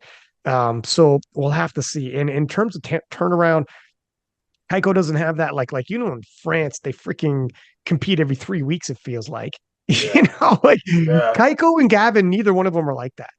Kaiko Yeah. and Gavin like to space it out. They space theirs out. So I'd be shocked if they do both. But to your point, if both Gavin and Kaiko, if one or if Gavin does Sheffield, and we don't know, so I'm just being respectful. Maybe he's at PA Nats and that's not an issue. But if he does get a wild card, then both those individuals might be in a situation where, if their Sheffield performance, they're like, all right, ordinarily I wouldn't want to compete this soon, but you know what? I think I got more kilos and I'm going to need it if I want to get the worlds. And they're just not comfortable leaving it up. And they're like, you know what? Let's fucking rumble. Let's do the old Volkanovski and do the late notice. Sign me up. I'm coming in. I don't know. Yeah. It'll be interesting. They can't leave it to chance. I'll say that much. Like you can't. Unintended right there. Yeah, no, no, but man. No, double entendre, right? But no, but seriously, if it does come down to like you can let your total stand or you can go compete, they better come compete. I will say that. What if that slip of the tongue was real and Chance does show up? My God, man. That'd be crazy. Honestly, man, at this point, just so we know if he's okay, that might please do. Because dude, no one even knows what's up with him, man. No one. I hope he's doing good. And not only I hope he's doing good, period, obviously. But it would be the wildest if he came back. Yeah. It would be the wildest if he's like, I took time off and then I came back quietly to myself training, no posting, and now I'm ready. And he goes, so I'll see you guys there. And you just see his name on the roster. It would be the craziest story ever. Yeah. I mean, it would literally make the streams for PA Nats go through the roof. Because nobody knows. Yeah, I mean, I don't know how it's going. I know he's at least still training, at least last I checked, because for the longest time, well, it had been some months, man. I'm talking, none of us had heard anything, had seen anything. Someone was like, yo, did he move to a different country? So we've got different coaches who are in different areas trying to see if anyone's seen this guy. No one's seen anything. But I want to say at this point, maybe like a month and a half ago, he was spotted at one of the gyms in my area, but it was like 4 a.m. So I don't know what type of training he's getting, because I'm like, you're only pushing your squat and bench so hard if it's 4 a.m. to have spotters. So I don't know how it's going, but that's the last that I've heard anything. So, dog, 4 a.m. This is so intriguing. I have so many. This is like Batman. I don't know what's gonna happen if there's a comeback. This is crazy. It's training in the darkness of night when it's like nobody's around, and if he's like, oh my God, what an intriguing story. So he's been on the podcast. He's done co-hosting. We've done preview shows together. We've hung out at PA Nats, hung out at Worlds, messaged him.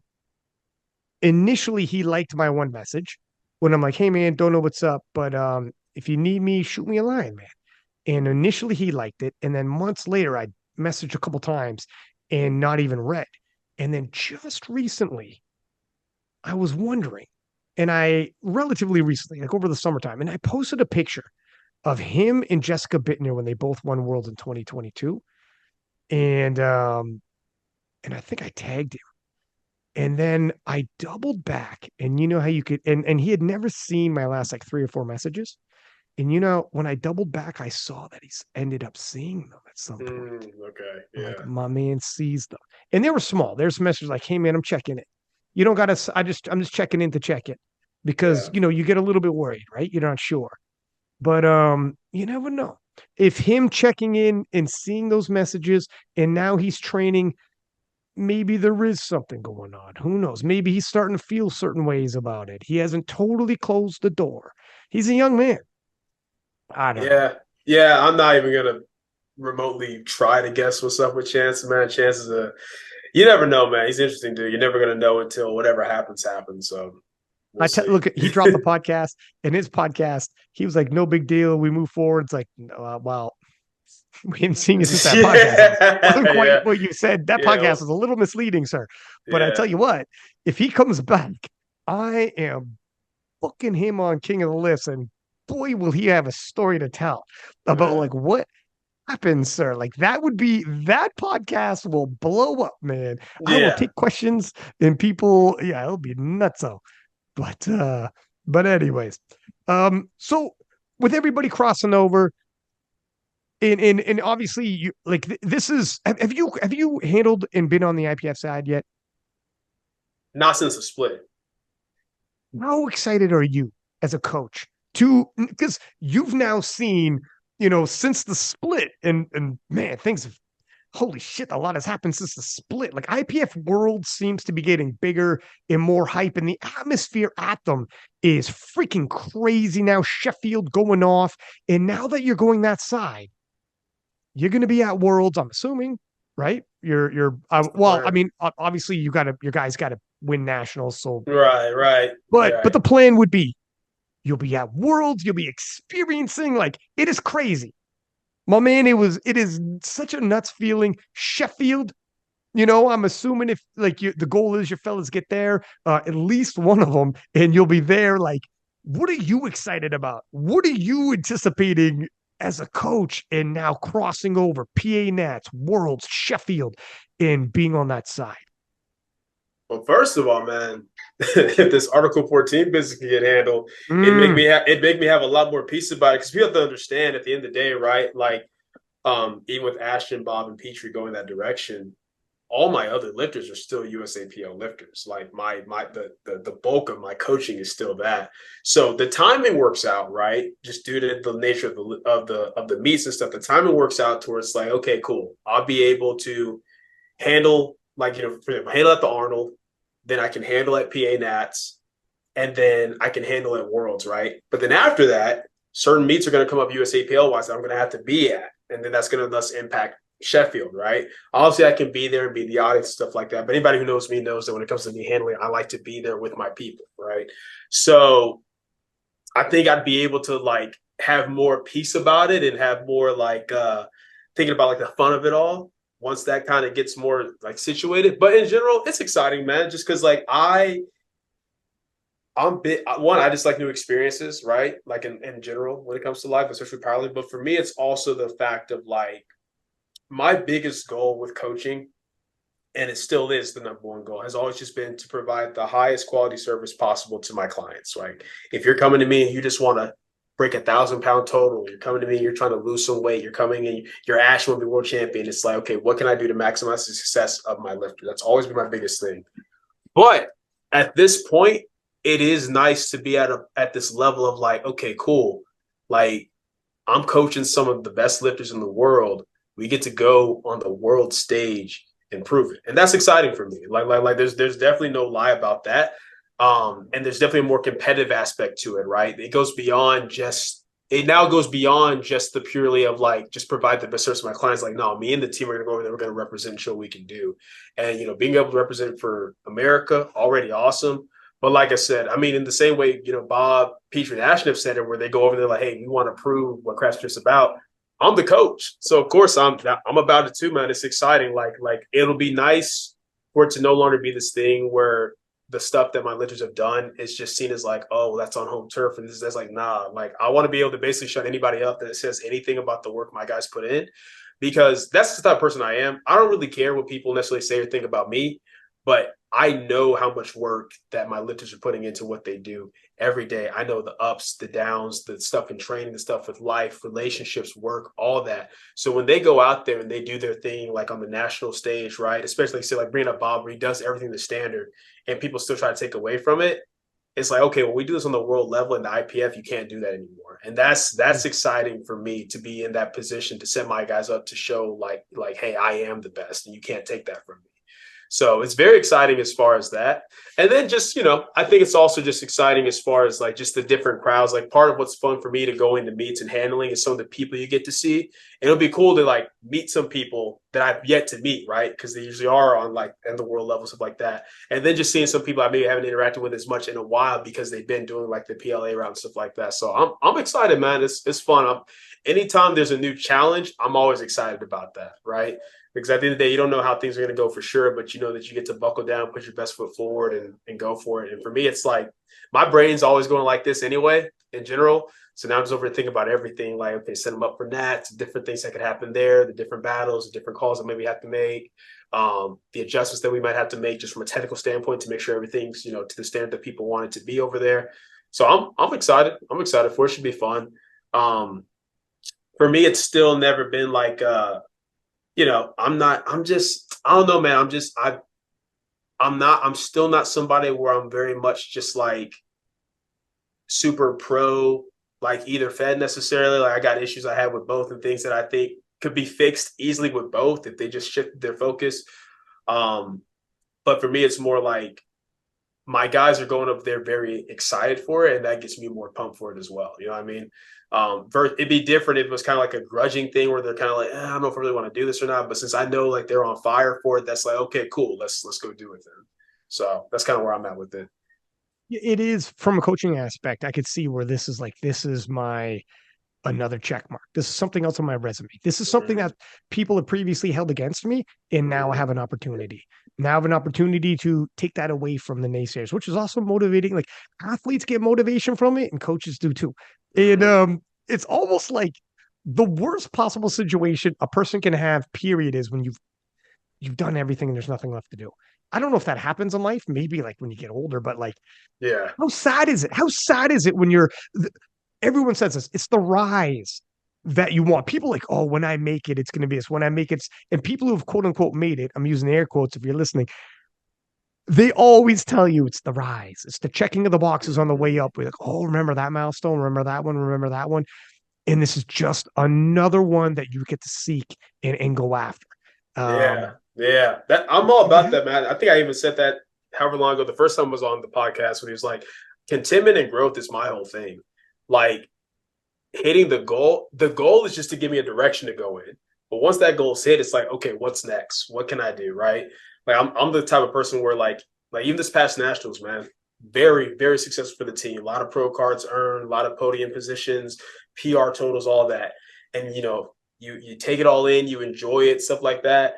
Getting best male and female team, you enjoy it. And then going back, rewatching the live streams, listening to the criticisms. What could I have done better? What can I do to get better and move forward? Like that's what I'm big on. And like even for Ash, for example, I know the World Games and stuff like that. That's something else that's motivational for him. So for me, it's like even after we go over there, right?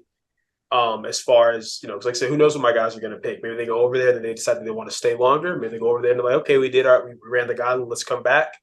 But for me, it's still gonna be a matter of like, okay, well, what's next period? What's the next goal for you guys? And that's what's cool about it for me is like, so long as I'm working with lifters that have goals and want to keep getting better and better, I'm always gonna have something else to strive for. And that's part of why coaching works so well for my personality type, because I'm not somebody where I'm necessarily, I don't feel content doing the same thing just over and over and over, right? But there's always new challenges with it. Like even as someone's doing well, as they're getting stronger, new challenges come with that strength, right? Or if they're going through life transitions and stuff like that, new challenges come with that. If they're going from nationals now back to IPF the world level, new challenges come with that. And even though that can be very stressful, just subjectively, I love it. I enjoy it. I thrive with it because it just gives us the opportunity to get better, right? So I'm very excited from that standpoint. And yeah, like even if they do, like, let's say they go over, let's say they all win PNS, let's say they all win Worlds, let's say they all place well at Sheffield. There's still going to be something more. I just already know it, man. Someone new will come. Yeah, it's going to be something else. Man. Yeah, some absolutely. New perk. Look at Atwood, and then Perk comes. Yeah, and guess what? Same thing that happened to Atwood's going to happen to Perk at some point in time. There's always someone new who comes around and like, oh, fuck me, we got to deal with this guy. You know what I mean? It's exciting. Yeah. You can never rest. Yeah, no, absolutely. I mean, look at JJ, who won the 100 kg weight class from the regular session, mind you, wasn't even in prime time. And he's young, man. Like he's like 19. It's like 20, I think. Yeah, 19 or 20. Maybe 20. That's Stanik's lifter, right? Yeah. Like, and that's what's fun about this, man. It's like I was just talking to a couple of people at the gym the other day. I was like, bro, we get so caught up in just looking at like a few people or like the top that I don't think we look at how collectively strong the sport's just getting every year. Like stuff that's barely cracking the top 10 now was winning 2 or 3 years ago. You know what 100%. I mean? Like it's insane, but I love it. I love it. And I love being a part of it. Like the standpoint of just coaching too, but also like, with powerlifting now and my YouTube channel, like putting content out to help people and being a part of helping the next generation kind of bring things up. It's so much fun, man. Like it's crazy to think about. It's crazy to think about the fact that like I've had some people literally come up to me. This might be when oh, my lifter got second to them or something like that. Having a lifter come up to me like, hey man, just love your content so much, and what I do with my trainings come from your content. That's crazy. It's like, man, I'm playing against myself at this point. You know what I mean? But I love that. I love that. It makes it fun. Like, and at the end of the day, I'm big on the elevation of the sport as a whole. You know what I mean? Like I want to see everyone do better. I want to see coaches get better. I want to see the community get better. So yeah, it's fun, man. It's fun. And that's another thing too. I feel like Worlds is just another opportunity for that. Cause it's like, besides just going over there and, clients doing well, it also just potentially puts more eyes on what we're doing. And for sure. And that's huge because it's like, okay, cool. That means even videos I've already made that maybe someone hasn't seen because they don't really know about me. What if they're like, oh, Pitre just won, or Bob won. Okay, who coaches him? His coach puts out content. They get to watch that, and they get to take that to their clients and help build things up more. So even in that way, even though like there's of course the selfish goal of wanting to win, it's ultimately still in a way like it's part of just like elevating the community ultimately. So yeah. A couple things I want to touch up on because you made a lot of good points on there. I want to expand on, but the most recent one you just said, the world's viewership has been huge. Right. And Sheffield has been gigantic viewerships like we haven't seen. So to your point, when you go over there and your athletes go over there, no doubt there is probably thousands of people in our community across the globe who don't know you and your athletes like they should. If they don't know, they're about to now. And that's what's exciting about this as well. Which can happen for you is when you go onto the world stage and all of a sudden, you're meeting everybody, etc. If athletes of yours win, it's massive for you. You're branding the athletes themselves, and then all your platforms. And so that's exciting. And I'm glad you're going to have an opportunity to experience that. Why do you think the IPF Worlds, the viewership is so high right now? I mean, it is like the junior worlds, like junior 74s, had twice as many views as like USAPL Nats. And this is junior world 74s, which is, I mean, it doesn't have the names. Why is it that the IPF Worlds has got this, do you think? And I don't know if you've seen the Olympic channel was actually showing IPF Worlds and had like 400,000 views. It was crazy. Whereas if you stay in USAPL, it's like 25,000 views.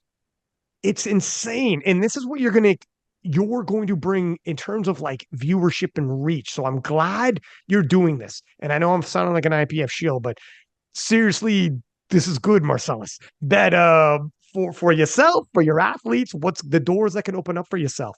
I know you got coaching, you got like if you, all your coaching services and stuff you're gonna do.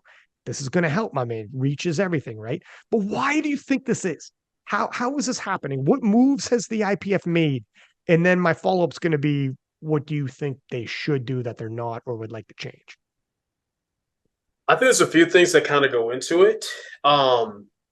Like even just for example, if we look at like Powerlifting America's just the way they kind of go about their social media, right? And with the engagement, the reposting of their lifters and stuff like that. I think even little things like that carry a lot of weight. I think the way that the IPF has gone about trying to present more, I guess, professionalism in terms of like the quality of what they're doing, like, with the live streams, the videos, the interviews and things of that nature.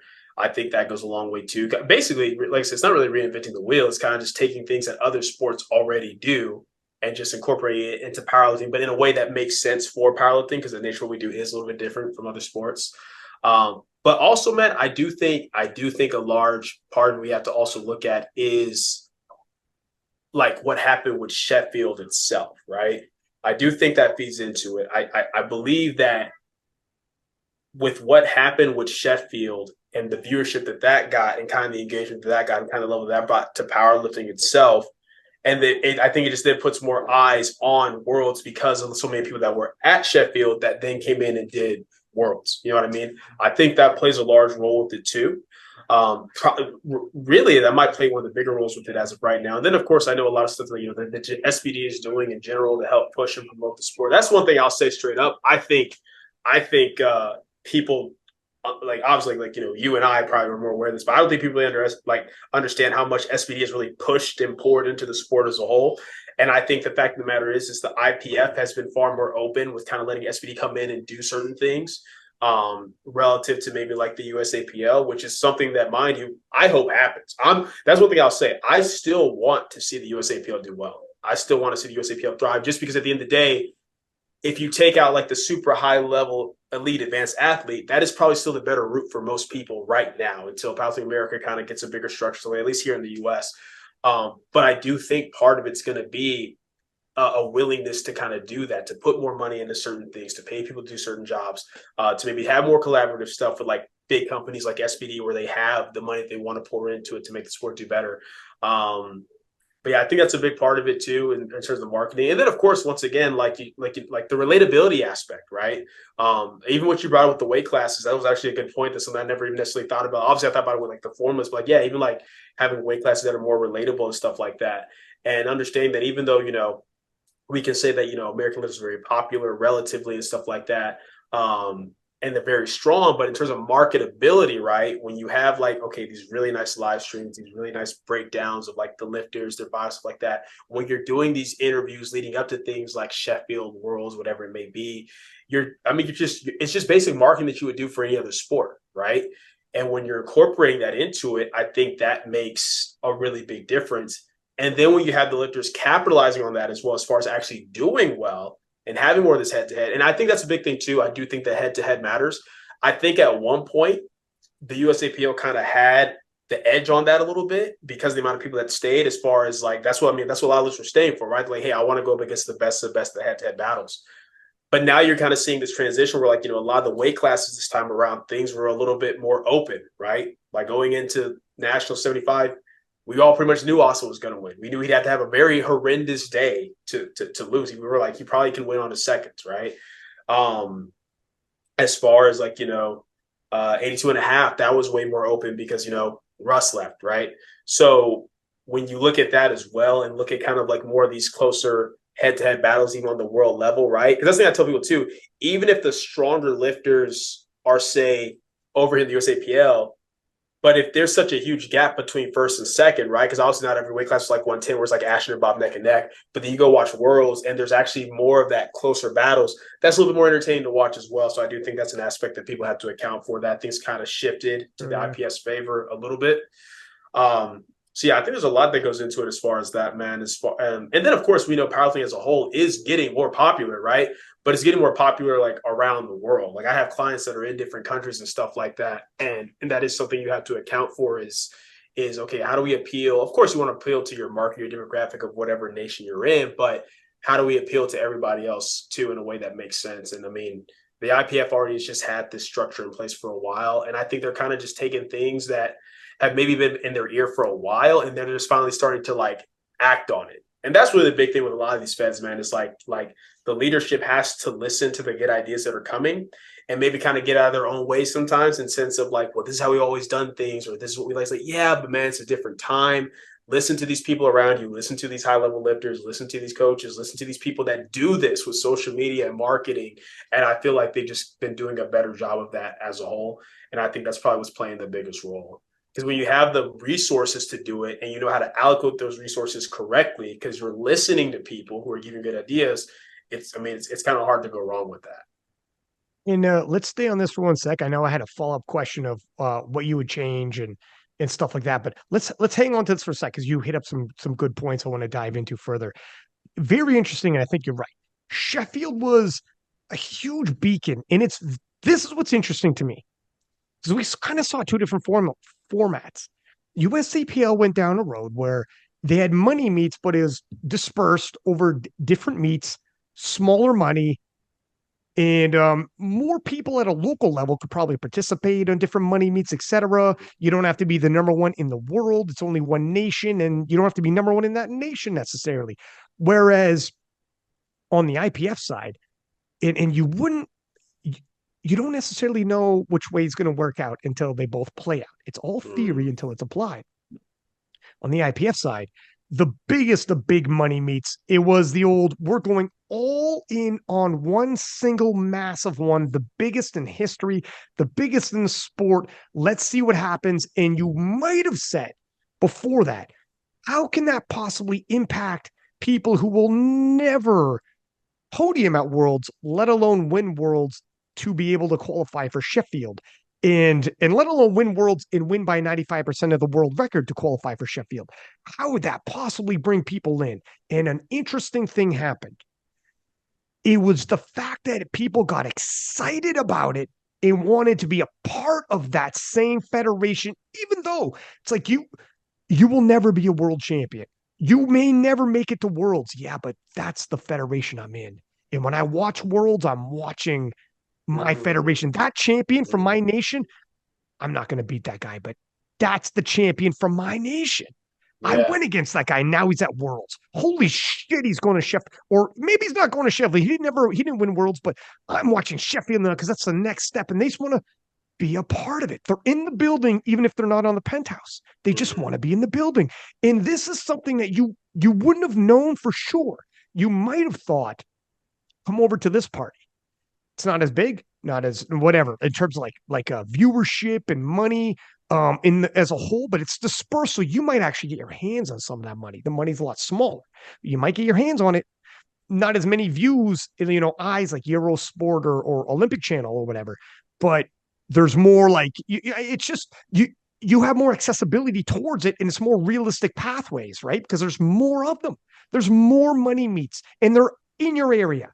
So that speaks to more people grassroots level. And as it played out, apparently it's the penthouse dream that people just get me in the building, get me in the same building. It's all good. Because the viewership, and to your point, the sport has grown globally. I know you've been in for a hot minute and seen it over the years. Some people entering now think this is the way it's always been. It hasn't. There was a time when the European Championships, we didn't even do preview shows for it on King of the Lifts. We've been doing King of the Lifts since 2016. We used to not do preview shows for the European Championships. Now, to not do a preview show for the Europeans would be crazy. You have so many world champions there, and like like so many world-class lifters are going to be at European Championship, from Agata to Leah to Turbo Tiff to Penna to whatever the hell, right? Like these are like stars, and they're like, Yeah. and previously as well. Again, I know you're around for it so you'll remember. A lot of people won't know, but previously, a lot of the social media stars in powerlifting were all Americans. It was all Mm-hmm. Americans Mm-hmm. that were dominating social media and powerlifting. Mm-hmm. Now, Jessica Bittner's massive, Leah Bavo and Penny and them are massive followings. When they drop, it's just crazy all over the world now. And Yeah. yeah, globally it is grown.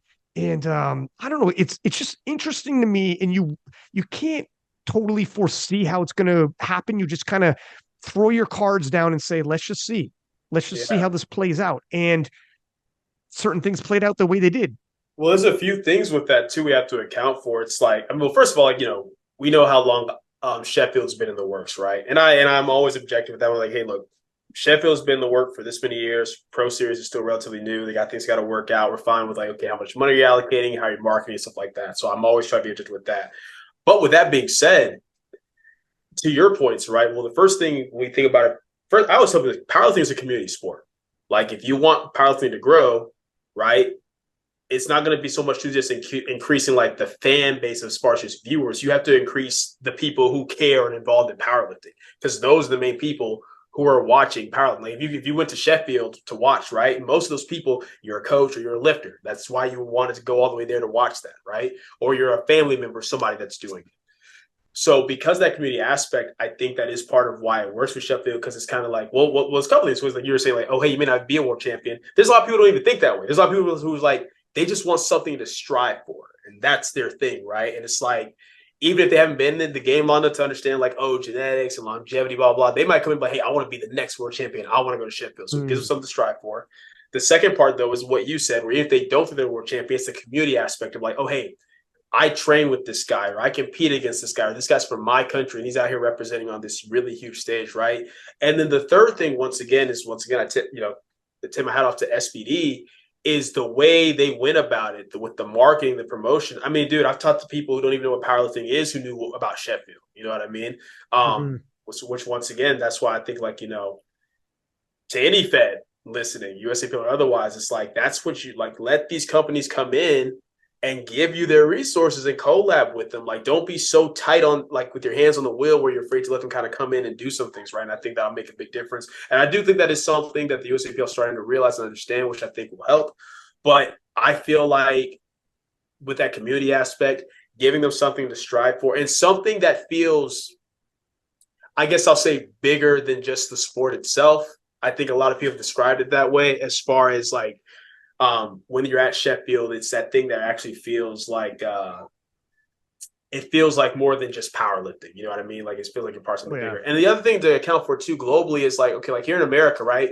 We still have football, basketball, baseball, all these other things, these other sports, the other endeavors that people are going to focus on. And it's not that other nations don't have that, but it's not to the same degree as far as the sport emphasis. So when you see something like powerlifting and someone in your nation doing this and getting popular off of it, right, there might be a little bit more appeal in that aspect, because there's not as many avenues necessarily in some of these other nations sport-wise as what there is. Like, of course, like, there's soccer, like as in football, universally, like around the world. But whereas here was like, oh, you might do basketball, football, run track, whatever. These other sports is like, hey, powerlifting and lifting weights might be the only real physical avenue that's kind of there right now, right? You know what I mean? So that's where like that global appeal matters too. But yeah, but that's another thing too. I think there's a lot of people who they see and they think that's going to be me. You know what I mean? I think there's more people like that than what we even realize. Cause I mean, we deal with it all the time, man. Like, you even just get inquiries from certain lifters like, yeah, I've been doing this for a year. I want to be the next world champion, the next national champion, whatever it may be. That's a very normal thing. You're probably right. And here's another thing. And also, I do think you have a good point too, where obviously other nations have sports. I think US is very athletically, like culturally speaking, puts athletics and sporting heroes ranked very high. Other nations do as well, but there are some nations that, culturally speaking, sports and to pursue sports and athletics isn't as high a priority in that household. And if a powerlifter in that nation takes off and is at a world championships, it might get more focus. It gets Even like traction. it gets traction. Rondell was saying when he went, I mean, it sounds like I'm really bumping this Rondell podcast, but it was good. But Rondell was saying when he won Junior Worlds in 2018, which in 2018 you were around, powerlifting wasn't even nearly as big as it is now. He won Junior Worlds 2018, went home to Trinidad. He was on television shows. The biggest multi-million-dollar company in Trinidad sponsored him, and he was doing like ads for them. It was insane. That was Junior Worlds. He was showing up at events, talking to schools and shit. That was Junior Worlds because Trinidad, to your point, Trinidad doesn't have like, if you're in the US, you want to like wow people as an athlete, my dude, you have a lot of work to do. They have like, you name the goats from Michael Jordan to Floyd Mayweather to name the goats of whatever sport you want, you know, and like in terms of huge heroes. So for some of these other nations, yeah, you can get a lot more traction just going through the powerlifting route. Another thing you were saying is interesting, which is true. Everybody probably involved in Sheffield is involved, like who showed up and watch. And first off, let me just say, SBD has done amazing. I've been working with them on the live streams and Sheffield, obviously, and freaking they're amazing people as a team, and their work ethic is unmatched, and it is freaking insane. And I am riding on their coattails, I would say. It's just being a part of it, and I'm extremely grateful to be involved in whatever project they bring me in.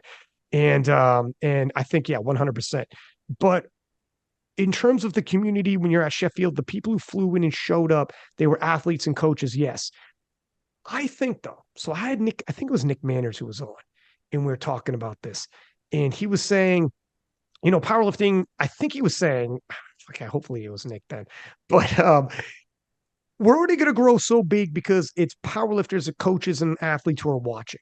And then someone else slid in my DMs and gave a good argument saying, I think we're going to get to a point, and Sheffield and events like that have given us a glimpse, because I listen to boxing and MMA podcasts and they were referencing Sheffield. And I go to the gym and people who SBD, not powerlifters, but they SBD, were talking about it. And I think we will get to a point where our viewership is not just powerlifters and powerlifting coaches or people who used to powerlift. It'll be even gym goers who SBD. Maybe if you're just doing pec deck and you're not doing bench and you're just doing leg curls, you're not doing squat, maybe we don't get you. But I bet you if we get to the point where we get those people who go to the gym and SBD and they tune in, that market is bigger. And now we're talking serious money. And the way, and it's sponsors and reach. And the way to get there, I think the Sheffield route in IPF Worlds, where they went on to Euro Sports, and now they have millions of people across Europe, which also Europe blowing up while they're on Eurosport, there's going to be a connection there. Like in terms of a net grabbing talent from around these different nations, millions of people across Europe are watching.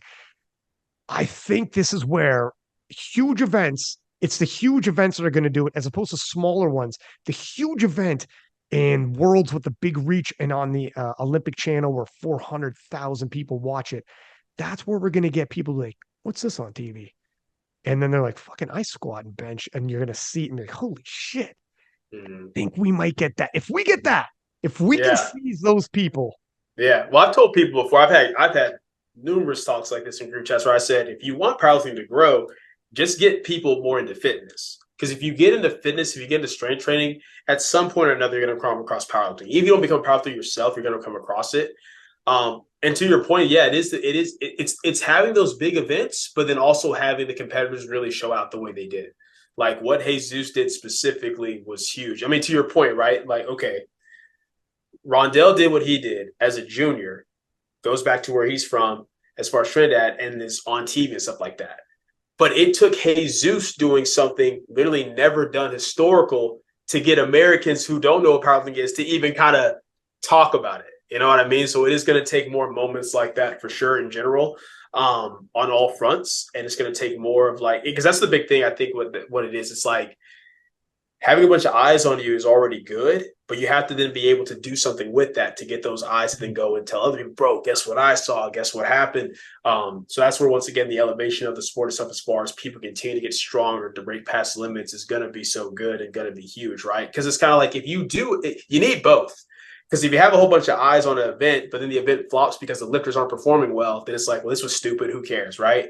But at the same time, if you have lifters who are doing crazy historical stuff, but the eyes aren't really on the stage and set for them, well, then the people who saw it might think it's cool, but enough people didn't see it, right? It definitely takes that combination of both, for sure. And I do think that's why anything they can do to even help give lifters more incentive, right? Anything you can do to help lifters with travel or putting more money in their pocket, that's going to help, because it's like, for a lot of these top guys, they still have their normal everyday lives they have to think about. I mean, like, as you know, Ashton, he's in the military, still getting his PhD, stuff like that. But if it's like, hey, man, if you can give me a little bit more cushion, give me something to help me out, so I can pull back in this area a little bit. Not necessarily Ashton, he's in the military, so he can only pull back so much, but other people, right? That helps. That helps a lot. And the more they can incentivize lifters in that way, I think that's going to be big, because if you can take a lifter who's already at the top level, but then you give them more room to focus on their training because they're being compensated for that in some way or another, that's huge. That's going to let them push the boundaries even more. That's going to get more eyes on it, and then you're going to get that return investment on them anyway.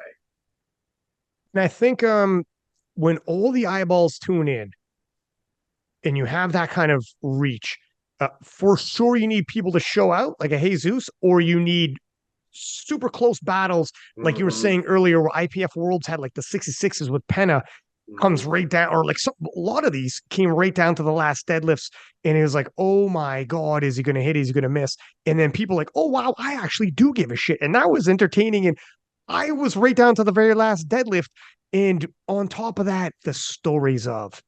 And one thing that powerlifting is good at is getting these stories out. And we hear about, for instance, Penna's father fighting cancer, ill, had never been to an international competition.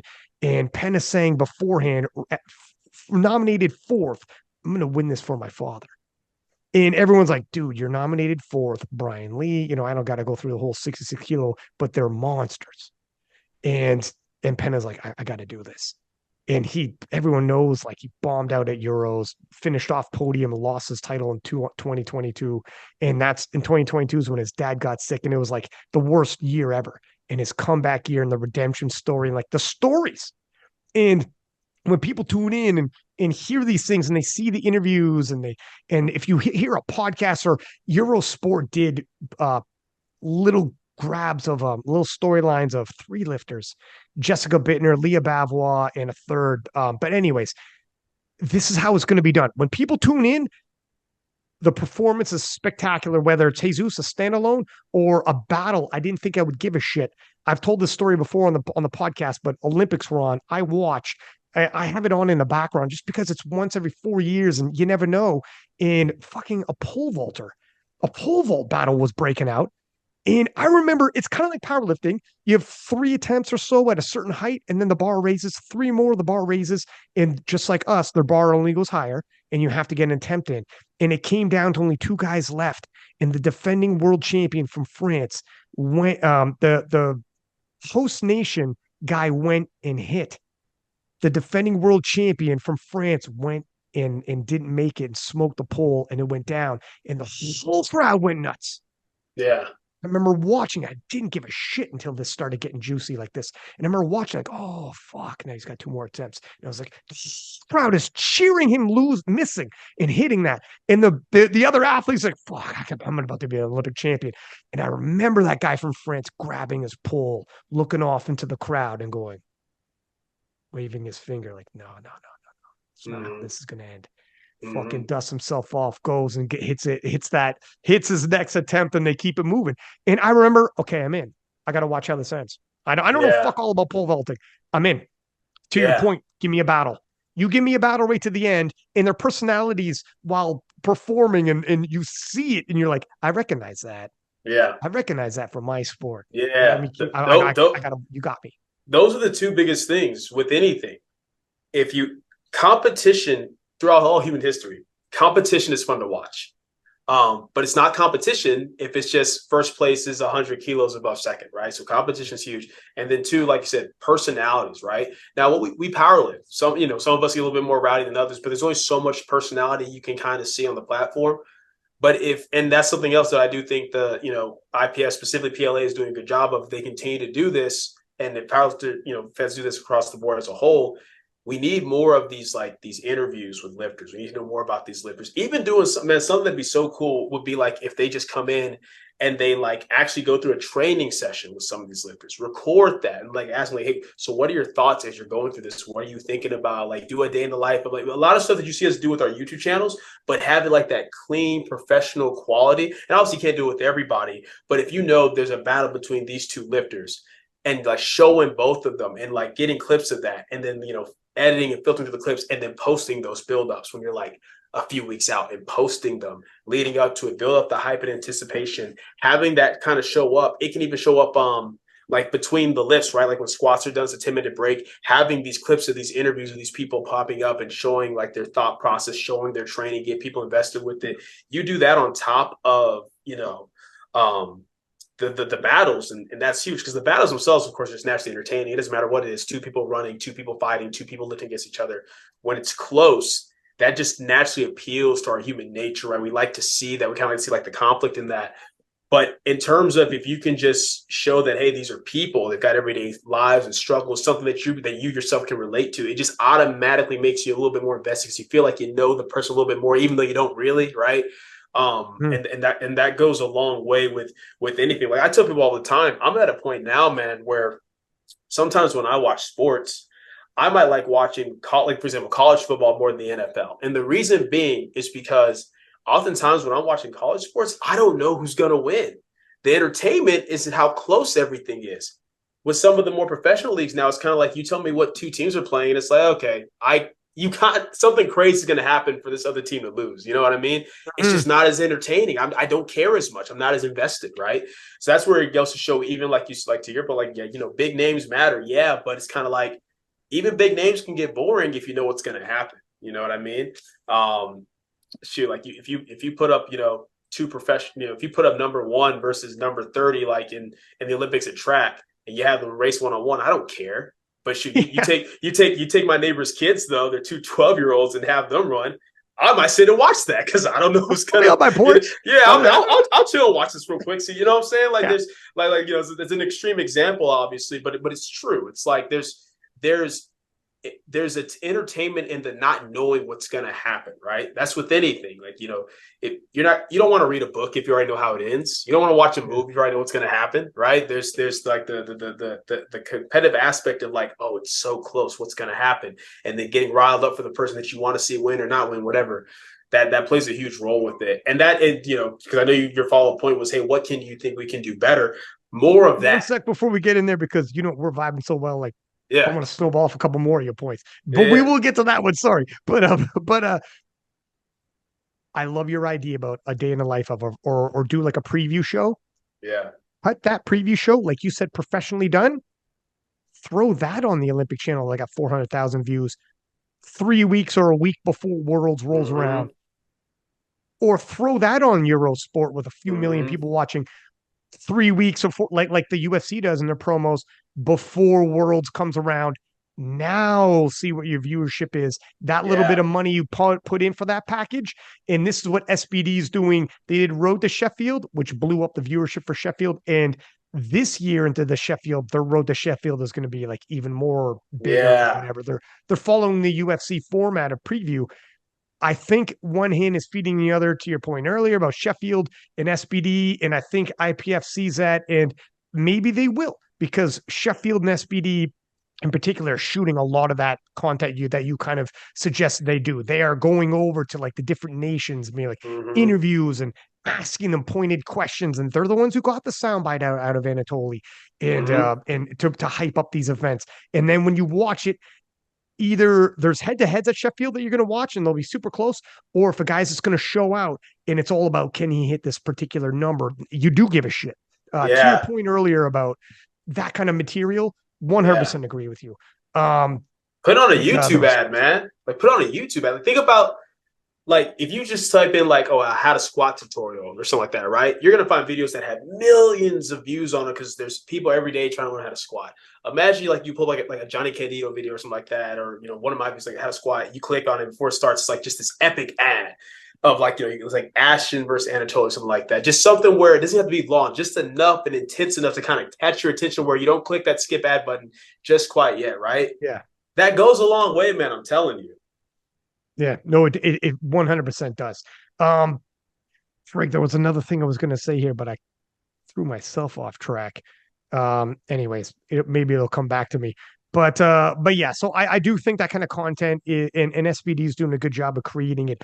So yeah, now we'll finally get to that second part of the question. That what are some things that you think you would change yourself? And it could be, oh no, here's what it is. It just came back to me. This is why I think the untested is struggling more and more. They Yeah. don't have head to heads. Yeah. There's no head to heads in the untested. John Hack's going to come in and whoop everyone's ass. But what major showdowns? They don't have as deep a talent pool as tested. They're just as nowhere near as many people in the untested. Period. Yeah. That's full stop. So when people said to me too, how come there wasn't more untested performances in my top 5 list? It's because even if like John Hack is a phenom. Everyone knows I love John Hack. I call him the GOAT for a reason. But when he breaks a record and it breaks the record 2-3 weight classes up, it's also because though, and you said this earlier, as the tested goes more every year, the talent pool gets deeper, deeper, deeper, deeper. More and more people all over the world are joining. It's harder to beat a record and the record up. But when the talent pool is very slim and there's it's nowhere near as deep, it's easier to do crazy things like that. And unfortunately, and I think you could put one of John's performance top 5. I'm not trying to break into that. But in terms of how the untested is now struggling, and it is definitely struggling and falling behind, it's because they don't have the depth across the world. And we now know that's important. While powerlifting around the world is growing, it's not growing like that depth-wise. And we're seeing that stagnantness happening. So it's going to be real difficult for them. There is the American Pro, and Micah and them and Anna are doing great. And it's not, I'm not throwing shade. There's a lot of people doing good work, but that's difficult. Anyways, want to throw if you had a point in there you wanted to give, go ahead. It's also just not as relatable. Like we're talking about the fact of, hey, you do these things to make it more relatable to sports that people already watch, or make them more relatable to the people that they're watching, right? And it's not even just I'd even say the same thing for equip lifting versus like raw, right? It's like, if you talk to someone, like even talking about like appealing to the general fitness audience, so you're not a powerlifter, but you squat, bench, and deadlift. If I show up, if I show you a clip of raw powerlifting, you can kind of understand that immediately. But if I show you like, okay, they got to put the suit on and wrap their knees, stuff like that, it loses a little bit of the connection, right? Well, it's the same thing with the untested, right? If we just assume that, well, okay, most people out here doing squat, bench, and deadlift, lifting for general fitness aren't on a bunch of stuff, right? Then it's even more unrelatable already. And then you add that into the fact that like, okay, the talent pool is not as deep. There's not really any battles. It's kind of just like almost like watching it's almost like watching like a Marvel cartoon, right? You know what I mean? It's like oh, this is kind of cool, like this big, like roided up dude is like lifting a mad weight, but that's kind of where the appeal ends for you. You know what I mean? So yeah, I would agree with that. Let me throw one more in there because that's another excellent point, and we kind of touched on up on it earlier. Couple things they need to do, and I do this on King of Lifts trying to help them out, but they often don't do it for themselves. They're so focused. All untested is mostly in the US right now. At least that's what we're seeing. There's a lot of it elsewhere for sure. But there's bigger names are in the US right now. Please, guys, if you haven't noticed, and this is what we said earlier with the USAPL, when you're giving your totals or your lifts, the rest of the world always is like, thank you. Well, like they'll put their totals. We don't know what your totals are. I know like 900 kilo total. I know like 800 kilo total. When you tell me like 2,000 pounds, even as a Canadian, like we use pounds, and we use pounds often, but I am not used to hearing pounds for totals. So when people talk in totals to everyone else around the world, I'm telling you, it will not translate like you think it will. If you take some time and always translate everything to kilos as well, I guarantee you your posts, your streams, and everything get a bigger reach. Guarantee you. And switch your weight classes to try to accommodate the most popular weight classes globally so it's more relevant as well. These are little things that I promise, like when we talk to powerlifters or people who powerlift, and do you watch? I do, but I mostly pay, if you're a man, I mostly pay attention to the men, my size, the women. I'm a 63 kilo woman. I pay attention to the 63 kilo women, maybe the 57s and 69s. This is what happens. You heard it more and more and more and more when it comes less relatable. So now the weights are given in a unit of measure the rest of the world doesn't really follow, in pounds. The weight classes are different and everybody's on gear. And sometimes you were wrapping your knees, but you're calling it raw. It gets harder and harder and harder and harder to cultivate the greater population of the powerlifting community. And that greater population of powerlifting community is exploding due to like Sheffield, SBD, IPF aligning with Eurosport and the Olympic Channel and blah, blah, blah. And unfortunately, they're exploding. You should watch that. How do we dive in that? How do we take advantage to the good work that SBD is doing? We're the same sport.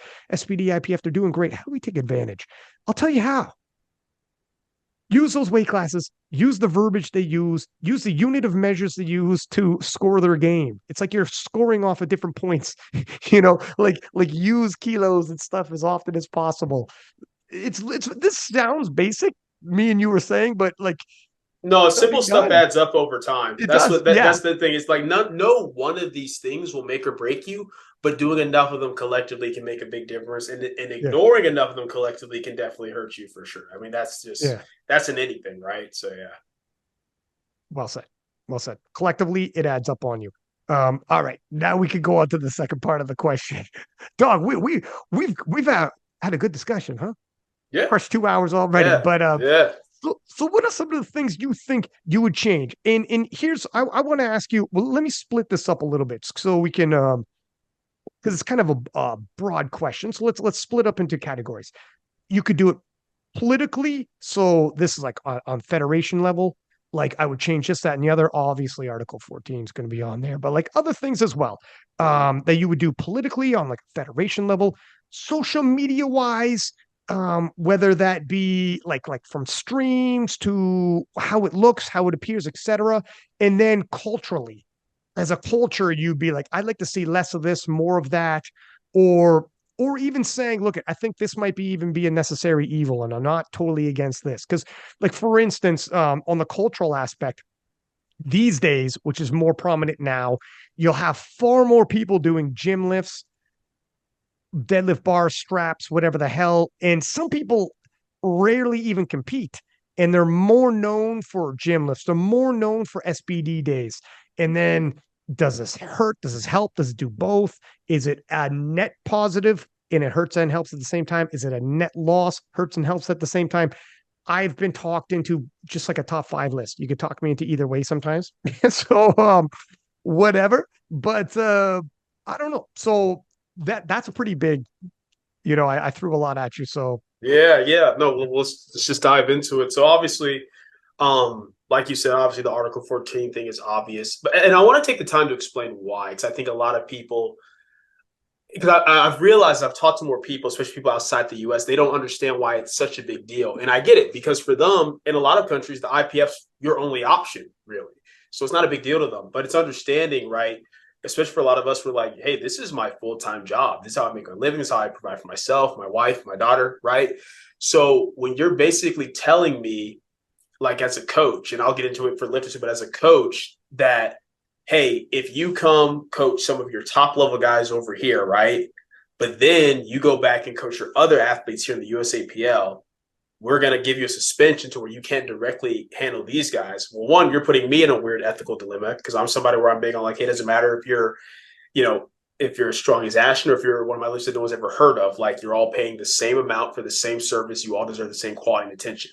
And now you're forcing me to basically split between that. Like, okay, do I go stick with, my stronger guys who, need me to be there for those battles, but then I can't handle my other, 80 plus clients throughout the year, you know what I mean? So it's ethical dilemma. And then as far as, once again, the financial issue with that too is a matter of like, okay, well, they're all paying me for the same service, but now I can't provide that same level of service, right? And then it's just limiting, because it's like, I guarantee you, I promise you, if Article 14 dropped today, you're going to see a wave of even more people coming over. Absolutely. Like, yes, they have the option of kind of going back and forth, but there's just way more appeal now of things they can do. And the thing is, if you get them to come over and try it and you're selling good enough product, they're probably going to stay anyway. You know what I mean? So you don't have to try to like restrict them in that type of way. So obviously that's one thing that I think be big, especially for, like I said, for the lifters. I think it's equally ridiculous. I think you need to let people be able to kind of like transition how they want, because at the end of the day, it's only helpful for you. One, they're going to have to kind of commit more one way anyway, because some of these moves are so close to each other, but it's only helpful if you can let these people kind of transition as they want. Which is just an unfortunate thing with the split. And then for coaches, to me, it just doesn't make any sense. Like, at the end of the day, how is me being there handling here for, say, like PA NAS, but then also handling USAPL Nationals, how is that hurting either Fed, right? It's not. So I was the Article 14 thing. In terms of like more political stuff, man, I gotta say the jury stuff is weird right now for me. Like, it's really weird to see a like, you know, a 2-to-1, like no, not even 2, like to see like just like an all out, like what seems like a good lift, right? And knowing the jury can just overturn it no matter what, that's crazy to me, because at that point it's kind of like, well, what are the judges there for, right? Like, So for people listening, this is the USAPL made a rule that 3 white lights can be overturned by the jury, right? Am I right in yeah, that? yeah. At this point, like the official was like 2 to 3, like 2 or 3. Granted, I don't see that. I can't imagine. I guess the only time I could understand is if it's just a blatantly bad lift and all 3 judges give it. But I also can't think of a time where I've ever seen that, like where it's a blatantly bad lift and there's not at least 1 red on it. You know what I mean? So that's kind of wild to me. And in general, whether we're talking about USAPL or IPF, I do think just like some of the over. It's one thing if someone challenges, right? It's one thing if it's like, hey, it's 2-to-1, and you know a coach goes and challenges it. That I get that. But if it's 2-to-1 and no one challenges it, that just gets weird to me at that point, because it's like, what's the purpose of the rule being 2-to-1 is a good lift? What's the purpose of having the judges if no matter what the jury can just change it anyway? That's a little weird to me as far as that. Once again, I can understand if it's like, yo, this was just a blatantly bad lift. But I mean, even at Worlds, I saw a lot of lifts where I'm like, I'm not understanding why this is getting overturned, right? Even when no one's challenging it. So politically, on either front, I think that's definitely weird. I also think just in general, I want to see less. I want to see people looking at it more from the perspective of, okay, what's best for our lifters, right? Like whatever your Fed is, like instead of almost, because I'm not gonna lie, man, sometimes to me it almost seems like the Feds are trying to stick it to each other at any cost instead of being like, hey, what's best for our lifters? Like for me at this point, like look, like with the world, like okay, the world system is established through the IPF, right? So if you're trying to get the worlds, that's probably what you're going to do. With the USAPL, what I totally understand is like people didn't stay with them to try to have a route to the world level. If that were the case, they would have gone IPF in the first place. They stuck with you for other things like the pro series or the production of meats and stuff like that. So to me, it's like, take the time to refine what you have already. Take the time to listen to your members and what they're kind of telling you and what they say that they're wanting and needing, instead of trying to almost still be competing neck and neck with this branch that you broke off from, right? And then as far as like the IPF, I'd say it's kind of the same thing where it's like, you know, even with Arc 14, like, yo, bro, listen to what people are telling you about, like, hey, why this isn't good, why this is more restrictive. So I think in general, just like leadership, listen to your community. That's something I want to see more politically for sure, as far as that shift. As far as social media, we kind of talked about it already in terms of like, you know, like the interviews and stuff like that, utilizing more ads and all that kind of stuff. I definitely think continuing to do stuff where you're showing engagement with the community itself, like doing reposts of certain lists from certain, I mean, kind of similar to what you guys do on Keeping the List, like with trading clips, but doing that for people from meets and seeing the actual federation pages do that. I think that's huge, because it just helps people feel more engaged with what's going on. I think that's a good move for sure. And then also, man, I mean, as far as, you know, like as far as things like, even if it may seem a little bit more negative, but like even some of like the trash talking and stuff, make it more official, right? Like it is like not that you're trying to get them to say something, but if they say it, you can put something on the page like, oh, this just ends, like, so and so calls out so and so. Like you can lean into that a little bit. You know what I mean? I remember, I don't know if you guys remember, at one point when when Sean Noriega was supposedly going to go up to 90 kg or whatever, right? And USAPL, they did a post really quickly, like talking about it, being like, oh, will he be able to challenge Brandon Pitre? And then Brandon commented on it, no, and that got a whole lot of engagement. They leaned into it really quickly. So seeing more stuff like that, I think would definitely be good. Just from that standpoint, as far as like culture, like you're talking about like the lifting the weights and stuff like that, like the deadlift bar kind of stuff. I don't think that necessarily helps powerlifting. I think that helps the influence space, right? Because I think what that does is almost gets people to be like, okay, I can look at this person who lifted this much weight with a deadlift bar, pound plates, and straps, right? Maybe this person never even really competes, but oh, they're getting this type of views. So that gets other people thinking, oh, if I want views, this is what I do, right? Instead of it being this thing that rewards people for being actual competitors. You know what I mean? So I think, and obviously we only have so much control. Really, at the end of the day, like, PLA, USAPL, they can't control what influencers aren't posting.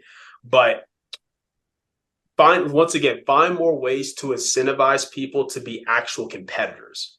That's the big thing. And that can look like a lot of different things in terms of course, there's money meets, there's incentives or stuff like that. But if we can get more people to be incentivized to actually compete and compete to comp standard, and if we get show more love and viewership and attention to that, that's going to help elevate the actual powerlifting in my opinion, as far as that.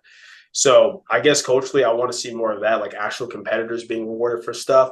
I want to see more, I mean, because you guys do this obviously with the podcast, but I want to see more sit down stuff with of not just interviews, like quick, like, oh, post like a meet interview, but I want to see stuff where like imagine, you sit down with with me, you sit down with TSG, Steve Joe, whatever, and it's more like a breakdown of like, hey, take us through this person's prep, like from start to finish, like what you did, letting people get the insight into that in the background. I think that'd be really cool to see as well, right? Because it's kind of like if I'm already showing clips of the buildup of what this person's doing, right? And the training clips and the motivational talks and that kind of stuff, and that's going to compete. And then you get to see kind of more like the background behind, hey, here's what went into it. That's interesting. That's kind of cool to see, right? Like with other sports, we get to see like, hey, here's this training regimen. Here's what we do. Here's how we go about it. And getting a breakdown of that from a coach, I think that'd be really interesting from that perspective, right? So, and then once again, it makes things a little bit more relatable. It shows people, hey, this isn't just them randomly throwing up whatever weight and just, wishing for the best. There's a plan, organization to all of this, right? So I think that would be kind of interesting as well. And then just in general, if we can continue to find more ways to capitalize on some of these battles a little bit more, I think that's big. And once again, you can't force personality types. Not everyone's going to talk trash or call people out and stuff like that. But I would like to see more of that. Like, so long as it's genuine, I mean, it's really weird and cringe when you can tell somebody doesn't mean it. But in general, like what Anatoli did, I love that. Like, let's see more. Let's see more people kind of embracing the fact that, hey, this is a battle. This is your title. You do want to keep this. I think seeing more of that is just going to be good because it just makes it more entertaining as a whole. You know what I mean? So I think that's big. And then just from the production standpoint, just simple things. Continue to try to continue to refine the live streams. Like when I watch a live stream, aside from it just being clean and crispy, I want to see it'd be cool to be able to see like the stats, like, okay, hey, this is what their comp best are currently, right? This is the best they hit in comp. Oh, this is the best they hit in this prep, right? Give me an expectation of what I should maybe possibly see here on the platform. That's something that's really simple to do. Like if, before the squat comes up, because the whole minute, they have the time they're getting their belt on, they're coming up there before the camera goes to them getting ready, you can just have a picture of them, right? Or even a highlight clip of them, like one of their best lifts and showing what that was like in training and being like, hey, here's what they hit in training. Let's imagine you're an athlete. Let's say, okay, he hit, 270 kilos in training. He's got 275 kilos loaded. Let's see how they, you know what I'm saying? Like that would be more interesting and engaging, because obviously if it's like, oh, this was his meet best, but that was from 8 months ago. It's like, okay, what does that mean for today? You know what I mean? But if I know, oh, he just hit this 2-3 weeks ago, makes it a little bit more entertaining, you get a little bit more engaged, stuff like that. And I think that's something that I would hope is easy enough to do, to put on some type of display with the live stream. Just make the live stream more interactive, basically, is what I'm getting at.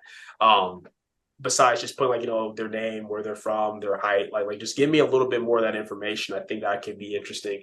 Something that USAPL did do this past nationals, I think they even had like your physical stats, like your wingspan and leg length and stuff like that. Oh, really? Yeah, little stuff like that, man. It goes, I think that was Bryce Lewis's idea. He incorporated that. Little stuff like that goes a long way, I'd say. Because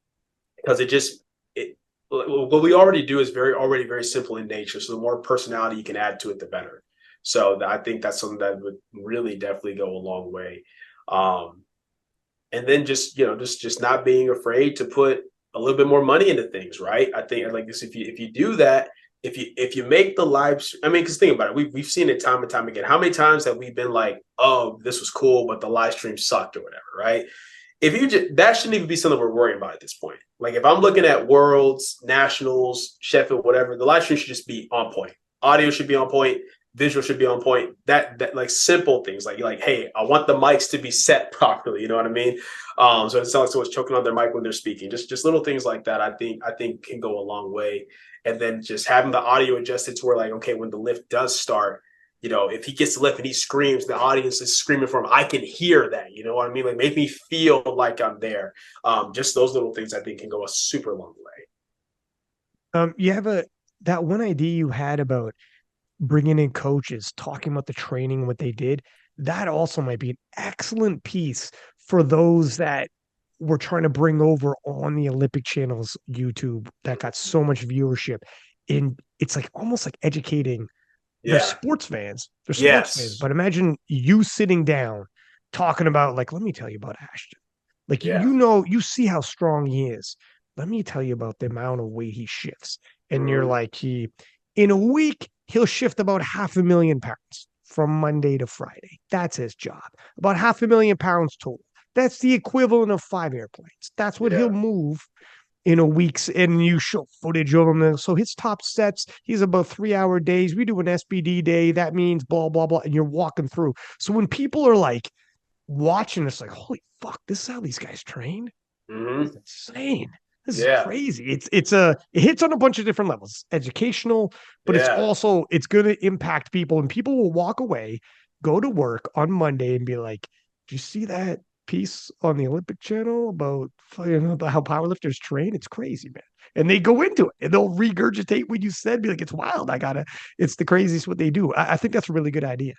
Yeah, and it's a distinction too. Even they might notice, hey, this lifter only went up 10 kilos from second to third. Ashton went up 30 kilos. Why is that? Like, if you already Yeah. know, because there's been a clip of me being like, oh yeah, Ashton typically takes these type of jumps. He's going to take these type of jumps.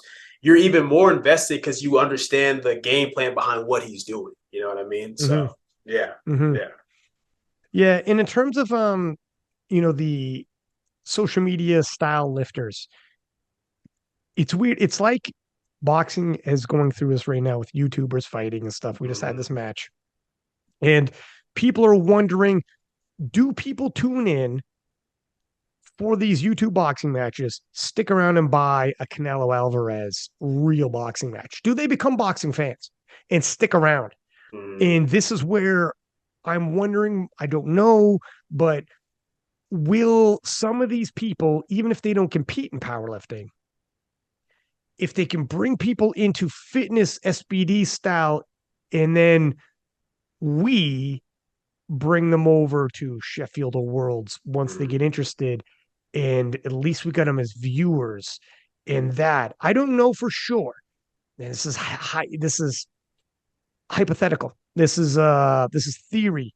Maybe not. And I'm interested in how boxing has felt about the YouTubers, if they've converted the people who bought the YouTube to stick around and buy actual other boxing matches. I don't know if they've converted them. I don't know if it's the same comparison or if I'm trying to compare two things that don't directly compare, but it's kind of what we're looking at, where we're like, okay, we got people tuning in. To your point, some of these people may never hit the platform. It'd be better if they did, because people would follow them to the platform. Mm-hmm. And then while they're watching that stream, we show them other people. But if they never compete, are we ever going to grab that market? Do they help? Maybe, Yeah. maybe. I don't know. I also think it's like this 10 thing weight. too, where it's like if what you're used to watching is somebody where they just lift with whatever standard they want, they get it, you get hyped for that, and now you go watch your first powerlifting meet, and all the rules and standards are different. Well, then how are you going to feel about it? Are you going to be like, oh, this is stupid. He should have gotten that lift. He lifts this way in training all the time. You know what I mean? Like stuff like that. Whereas my mindset's more, I mean, if you just hit big lifts to comp standard anyway, you still get that appeal of like, I'll put it this way, like, let's say on one day, heavy SB day, you decide to use pound plates instead. That's cool, man. Because it's like, I understand the appeal to viewership and stuff like that. But it just gets more excessive though when it's like, okay, pound plates, deadlift bars, straps, this and that. So I don't know. Mm. It's an interesting line because everyone's different, right? There's gonna be some people who see something like that and they're gonna kind of get into fitness in general and then maybe kind of just transition to powerlifting as a result. There are people who are gonna see that and stop right there. So we can't say for sure how much it is or isn't hurting or helping. I think my thing is more from the standpoint of once again, wanting to incentivize these strong people to be competitors versus just influencers. I think that's kind of how I'm looking at it from that perspective too. Because I mean, let's be real, man. If someone's like, all right, I can do powerlifting meet, go compete. Maybe I get a title, maybe I don't, and that's kind of it, right? Versus, because obviously, like Sheffield's a lot of money, but not every meet's like that.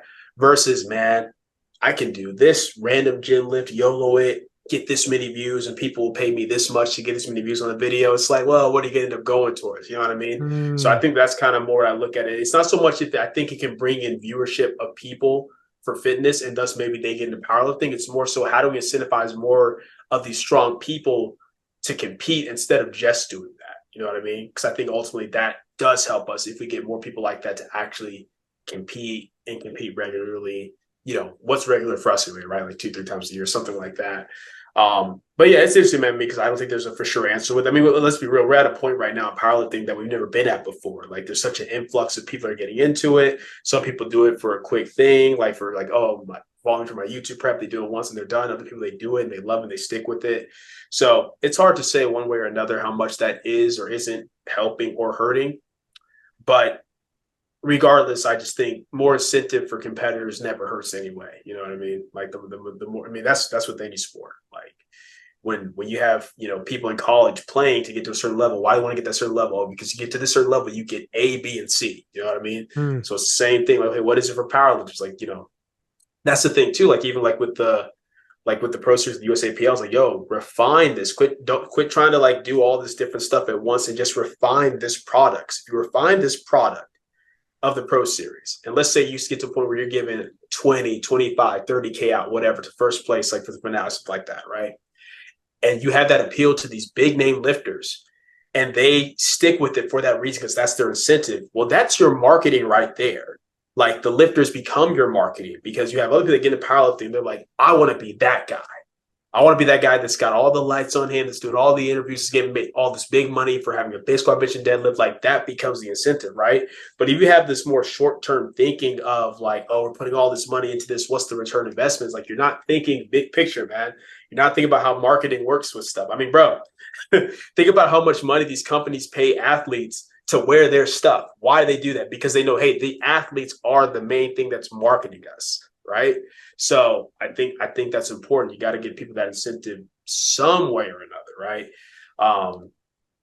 Because that's what it is. It's like what's going to give people appeal, and everyone's different. You're going to have your Bobbs where, hey, I don't care. I just want to go where the competition is. But for most people, if you give them some type of strong financial incentive or some type of title that goes beyond just the title, there's something that comes with it. That's gonna make them probably push a little bit harder in that direction. I agree 100% with if you pick your path and stick to it, don't try to boil the ocean, is what somebody Mm-hmm. once told me. Stop trying to do too many floating ideas. You're Yeah, you're more likely to fail at all of them or just not reach the full potential on all of them. yeah. You got to stick with one and murder that one. Mm-hmm. And this is where I agree that like if it's the money, if it's the pro series, you can continuously refine and be like, wow, that didn't work. That did though. Wow, this is, this idea didn't work out, but this might. And keep working away on that. But when you start diverting time, energy, and resources to things like, like the World Cup, USAPL World Yeah. Cup, I'm not sure what the heck they're going to do with this. Yeah. Is that the answer to IPF Worlds? Because that isn't going to be an answer. It's not, there's no point. There's no point. Like IPF Worlds is already established. A route to Worlds is already established. That is not, I'm not staying in the USAPL to have a route to Worlds. Now, if you That's want, it. That's yeah, exactly it. Yeah. Who's your yeah, market? People who are yeah. not. That are going for that. Now, mind you, if you want to have more of an international presence, you do things where like, hey, if you hit this dots or this total internationally, you can come over to us and then you can participate in our pro series. Awesome, do that. That would work. But you have to refine the product that you have. Now, I am happy to say, just based upon like the people that are kind of now in charge of running the pro series, that I do think we're going to see more of them. That's going to be good. But it's like now it's on this person to now have to execute that well, because of some of the mishaps and stuff that's been dropped. And even then, they can only do so much based upon what the USAPL allows them to do, right? And that's with anything, like to anybody listening, right? Whether you're a coach trying to be an entrepreneur, you're running a business, like you got to know what your market is, know what your focus is, and really refine that. Right. It's okay if you're in like 2 or 3 things, but they all need to kind of connect together. That's how you get better. That's how you get successful. Right. You ask any of us who have gotten to this top level of coaching how we got where we are. We found what we were good at and we just dominated that. Right. Now, of course, like with coaching, that's all encompassing of different skills. There's different things we have to be good at. But anything that I'm putting my energy or focus and attention to somehow can be tied back into my coaching. Like even with being a part of Powerlifting Now, right, with subscription service of informative content, guess what? Every time I make a video, it's sharpening my mind of what do I know about this topic. Whenever I watch the other coaches on there, I watch their videos, it's giving me more tools for my coaching, right? So even if you step into other things, it has to tie back to your main goal somehow. Because if you're doing things that just have, like if I decide like, okay, I'm gonna step into another business, I'm gonna get into baking. You know what I mean? Like what's that? I guess it'll help me hit my calories, but I was about to do that. Yeah. Nice throwback. Nice throwback. Yeah. Well, Bob Matthews, whatever, maybe Italian. I don't know. But Yeah. well done. Well done. No, you're 100% right. I mean, it's sometimes we all fall into this in different aspects of life too, where you see someone else doing something else and you're like, I want to do that too. You got to ask yourself, but is that you? If that's not you, if your natural talent and resources are not that, don't waste time pursuing that. Do you do you. It's okay, they're doing them, and you might even be a little envious in some of what they're doing, but that's not you. You got to stick to you. It's who was it I was talking to? It was Penna. I was talking to Penna, and he's like, I wish I was a champion that like came in and dominated and crushed guys and like was winning by like massive spreads for like, but I'm in life or death struggles. I win one year, I lose the next year, I come back, win that year, and I win by the skin of my teeth. And I'm like, dude, that's like the Rocky moments though that people love. He goes, yeah, but I would love to be like the Mike Tyson moment where I destroy guys. And I'm like, but that's not you. Yeah. And people love you for you being the Rocky moment, the underdog who he's like, I hate being I would love to come in and I'm the number one favorite and blah, blah, blah. It's like, I got you. But like, it's the same deal where we all do this to each other. We to ourselves, sorry. When we look at other people, we'll be like, God damn, I wish I was that. Whereas the guy who's super duper dominant probably looks at Penna and be like, exactly. I love to be in dog fights. Exactly. I would love to be ranked 4th coming in, surprise everybody, take my title back after losing my title and be like, this is my redemption. Like those storylines. So doubling back to the USAPL situation, the World Cup idea is just like, stop trying to be the IPF. The IPF has 120 nations who are set up with their local governments. And like, it's just, you're not going to do that. That's crazy. Yeah. Let that go. Stop looking at what they're doing and just act like, just totally look the other way. To your point, look the other way to the money. See, you could do that. You could do your own NFL type deal where it's one nation and you're just kind of whatever the hell. And other people can come over, like figure something else. But yeah, because what they have established right now, the structure they already have established, the infrastructure, there's a lot you can do with that. Like what they're doing with making the regionals bigger and better than ever, the pro qualifying is bigger. That's I want to be clear. Like this is not me sitting here like just shitting on the USAPL. There's a lot that they're doing great with, but the key is continue to do that. Like focus in on that, and then to your point too about basically the grass is really the other side. I always tell people you have to learn to embrace yourself. And part of embracing yourself means embracing the circumstances around you, right? like, because it's easy to be like, oh, I wish I had this guy's circumstances. Like, yeah, but you wouldn't be you or be where Right. you're at or even be thinking that way if not for your own set of circumstances. And when I say that, I don't mean like, just fall into every negative thing that happens to you and then just be super high when things are going well and super low when things are going bad. But I mean, like, always look at it from the standpoint of like, okay, what can I learn from this? How does this sharpen and refine me? Right. And then be grateful for the opportunity to do that. Because I always tell people, no matter where you think you are, how much you want to be higher up, I guarantee you somebody looking up wishing they were where you're at. You know what I mean? So it's 100%. always remembering that, and whether that's from an individual perspective or a big business perspective, right? And it's like always seek to get better. I'm not saying to be complacent and be like, yeah, I'm happy where I'm at, but like embrace where you are and keep looking to refine and grow into who you are and what your path is, knowing that might look different than what somebody else's path is. That's just welcome to life, right? You 100%. You are who you are due to your circumstances, and people are with you due to your circumstances, and you change one thing, you change everything. This is what I was telling Penna too. I'm like, Penna, you come from France. Mm-hmm. They don't in oh, the his reach in everything in France is crazy. It's ridiculous. People line up for like 2 hours for his picture and whatnot. Penna, if you just won 5 years over and over by 50 kilos and you were this other guy, you probably wouldn't be endeared by culturally by France if you weren't the underdog who's going against guys who were the favorites, and you win when you weren't supposed to win. And then you lose and then you come back. Like, this was what makes you you. Your story makes you so sought after, and why people look at you that way. If you change that, you might change everything. And maybe you're still big, but not as big. Maybe doors open, but not all the doors that would have. And you don't know what you're changing. Like, you can't just change all you can't have it all. You can't have Yeah. it all, man.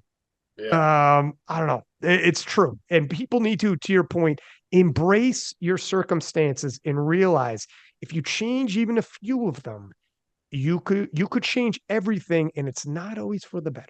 Yeah, man. It's I not. I look I look back to just certain things I went through early in my life, certain decisions that I made, even certain struggles, and in the moment being like, man, God, why am I going through that? I know there's going to be a reason why, but right now I really don't get it.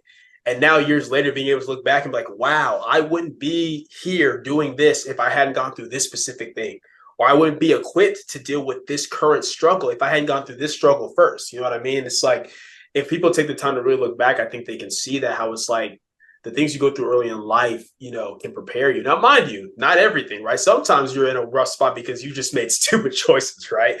But you learn from that. You learn from that, and even that can prepare you to do better going forward, right? So it's 100% about that. Like little things, man, little decisions back when I was a kid, and like, oh, you know what, I'm not very confident in this, so I'm going to take this course of action to get better at this, and seeing how like, oh wow, this carries over really well now with public speaking on YouTube or leadership qualities with coaching and stuff like that. It's like it's these small little things that we don't really think make a big difference that, like we said, collectively overtake. One of these things might not really make or break you. Some of them will, though, depending on what they are, how major that decision is. But collectively, the choices you make in your life, and I always tell people, you're not just a result of your circumstances, but you're very much a result of the choices you make in response to those circumstances. So if the circumstance doesn't exist, then you don't even have the choice to make. So Nothing's gonna teach you like a hard L, yeah, especially if it's embarrassing and everyone's watching. yeah, And there are some people coming up that you see, you talk to them, you try to steer them in certain pathways, and like you're nothing I'm saying is gonna persuade you. You're gonna have to take this L. yep, That's what's gonna yep, persuade you. And yep. there are L's you'll take in life that it'll sting so fucking bad. You will think about it for days and you can't get out of your mind. And you're literally like, it's like a burden. And you're like, I can't stop thinking about this. It's so bad. It's that bad. Only then will sometimes it has to be that bad to stimulate the change that needs to be done. Mm. It's not always bad to take an L. It hurts, but not everything that hurts is bad. You'll learn that one. You're going to learn that one. You have to take L's. It Yeah. has to hurt. And some of the biggest changes that you would not have gone off the pathway unless it was hard, unless it was harsh. And Yeah. there's other, you see it with other people coming up, and you're like, I could tell you, and I have been telling you, but I know you're gonna have to take an L to really understand what I'm talking about. You're gonna have to take an L. Yeah. And then you hope that they can take that L and come back from it, because I feel like so many people now almost aren't even equipped to deal with losses. Like it's like they don't go for the things they want. They don't push themselves hard because they're so afraid of failure, not realizing that it's only from the pushing and the failing that you refine yourself and get better to get where you want to be. And that's once again back to my original point, contentment and growth. I think far too many people are content with mediocrity. I think far too many people are just content with barely getting by because it's a little bit safer, it's a little bit easier. It's not fulfilling though, man. That's not any way to live. Like when it's all said and done, I want to be able to look back and say that I put my best foot forward in everything that I did, regardless of some L's, that collectively I'm proud of the decisions that I made and what I went for, versus, okay, yeah, you didn't really have that many L's, but you didn't really have any W's either because you didn't go for anything. You didn't try to do it. You know what I'm saying? Like you're just That's on the true sidelines too. the whole time. Like, What have yeah. you fucking won though? Yeah. It's like, dude, you want to know why you get L's? Because you tried to go for the W. If you're not getting Yeah. any L's in life, it's because you're never going for the W. And that's crazy to me. I can't understand living that way, like especially for me, man, the position I'm in, like, and not to take away from all the years of hard work that goes into it, but it's like I tell people I'm very blessed and fortunate to be at a point where I get to make a full-time living doing something that I love in a sport community that I love and enjoy. So I am not about to sit here and not push everything to the best of my ability, go for everything that I can, and there's risk with it. You know what I mean? There's always risk with certain things and certain decisions and stuff that you try and go for. I mean, shoot, when I decided to step away from training at TCU full time and try the online coaching and YouTube thing, there's a risk with that. This might not work. I might not make any money, you know what I mean? But if I hadn't done that, I wouldn't be sitting here talking to you right now about all this. So yeah, you gotta be willing to go for it. There were moments of anxiety where you're like, holy fuck. And when you feel those moments where you're like, holy shit, I'm doing this. This could blow up in my face. You know you're doing something big though. If this goes and it Yeah, works out, and you're like, oh my God, this worked out. It's yeah, that's when you're like, that's life, but though that's living. That's when yeah, you're pushing your chips to the middle and you're going all in. That those will present yeah, themselves. And there's some people who just never push their chips to the middle.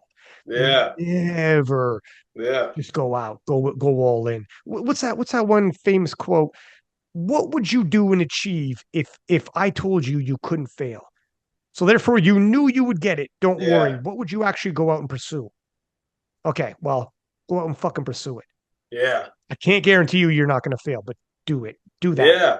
You're gonna learn something. Look, either you're gonna go for it and it's gonna work out and you're gonna be ecstatic, or you're gonna go for it, fall short, but then you learn something from it and then you go for something else or you try again later, right? Like, and Yeah. you just never know. I mean, like this past national, for example, dude, because like I said, it's a 4-day nationals, 12 sessions in total.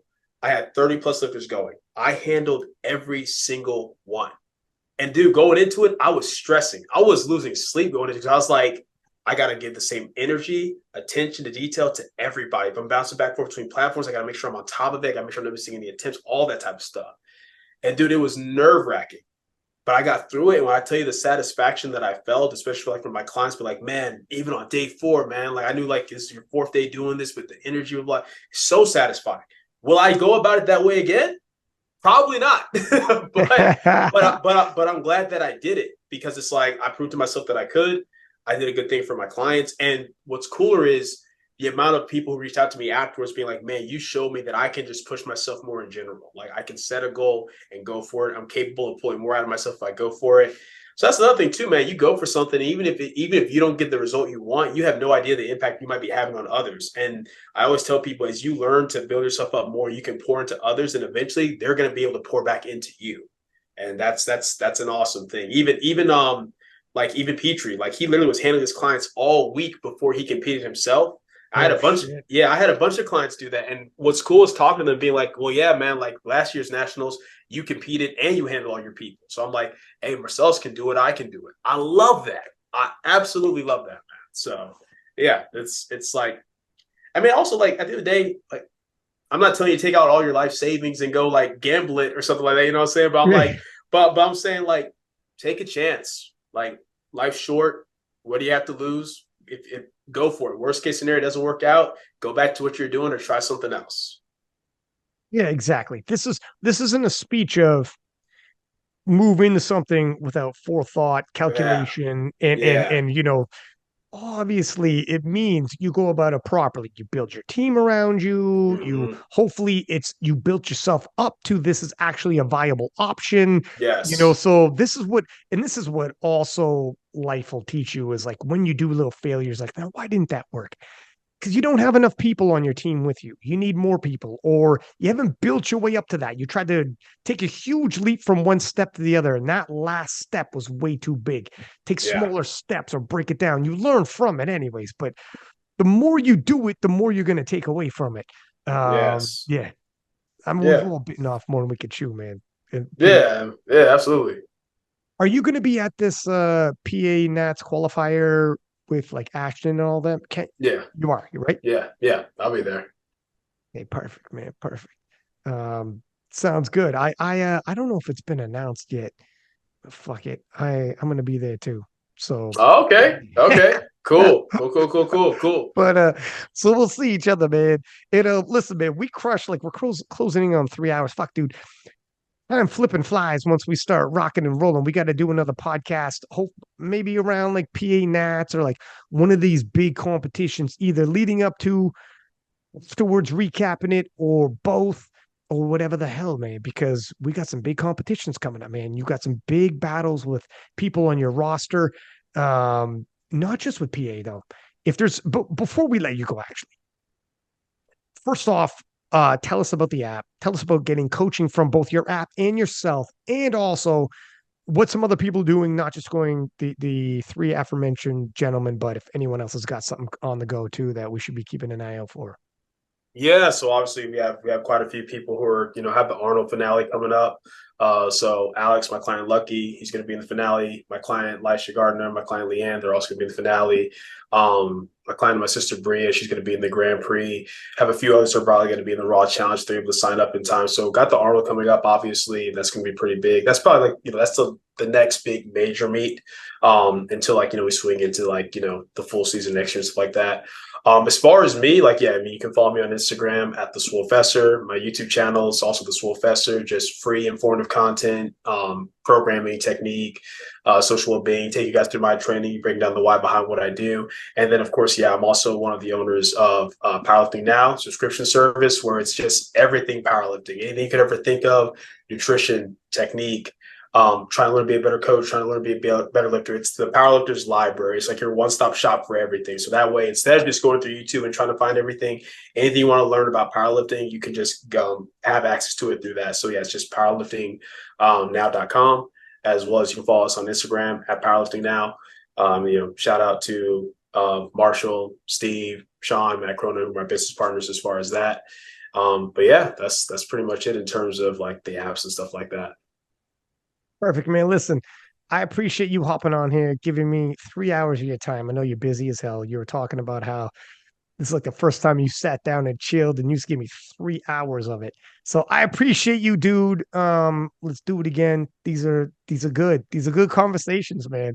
We cover a lot, but it is what it is. So I'll see you when I see you, and we'll keep in touch, my friend. All right. Sounds good, man. For everybody listening, please do subscribe as per usual. And until next time, six pack Lapadat, six up, and we are out.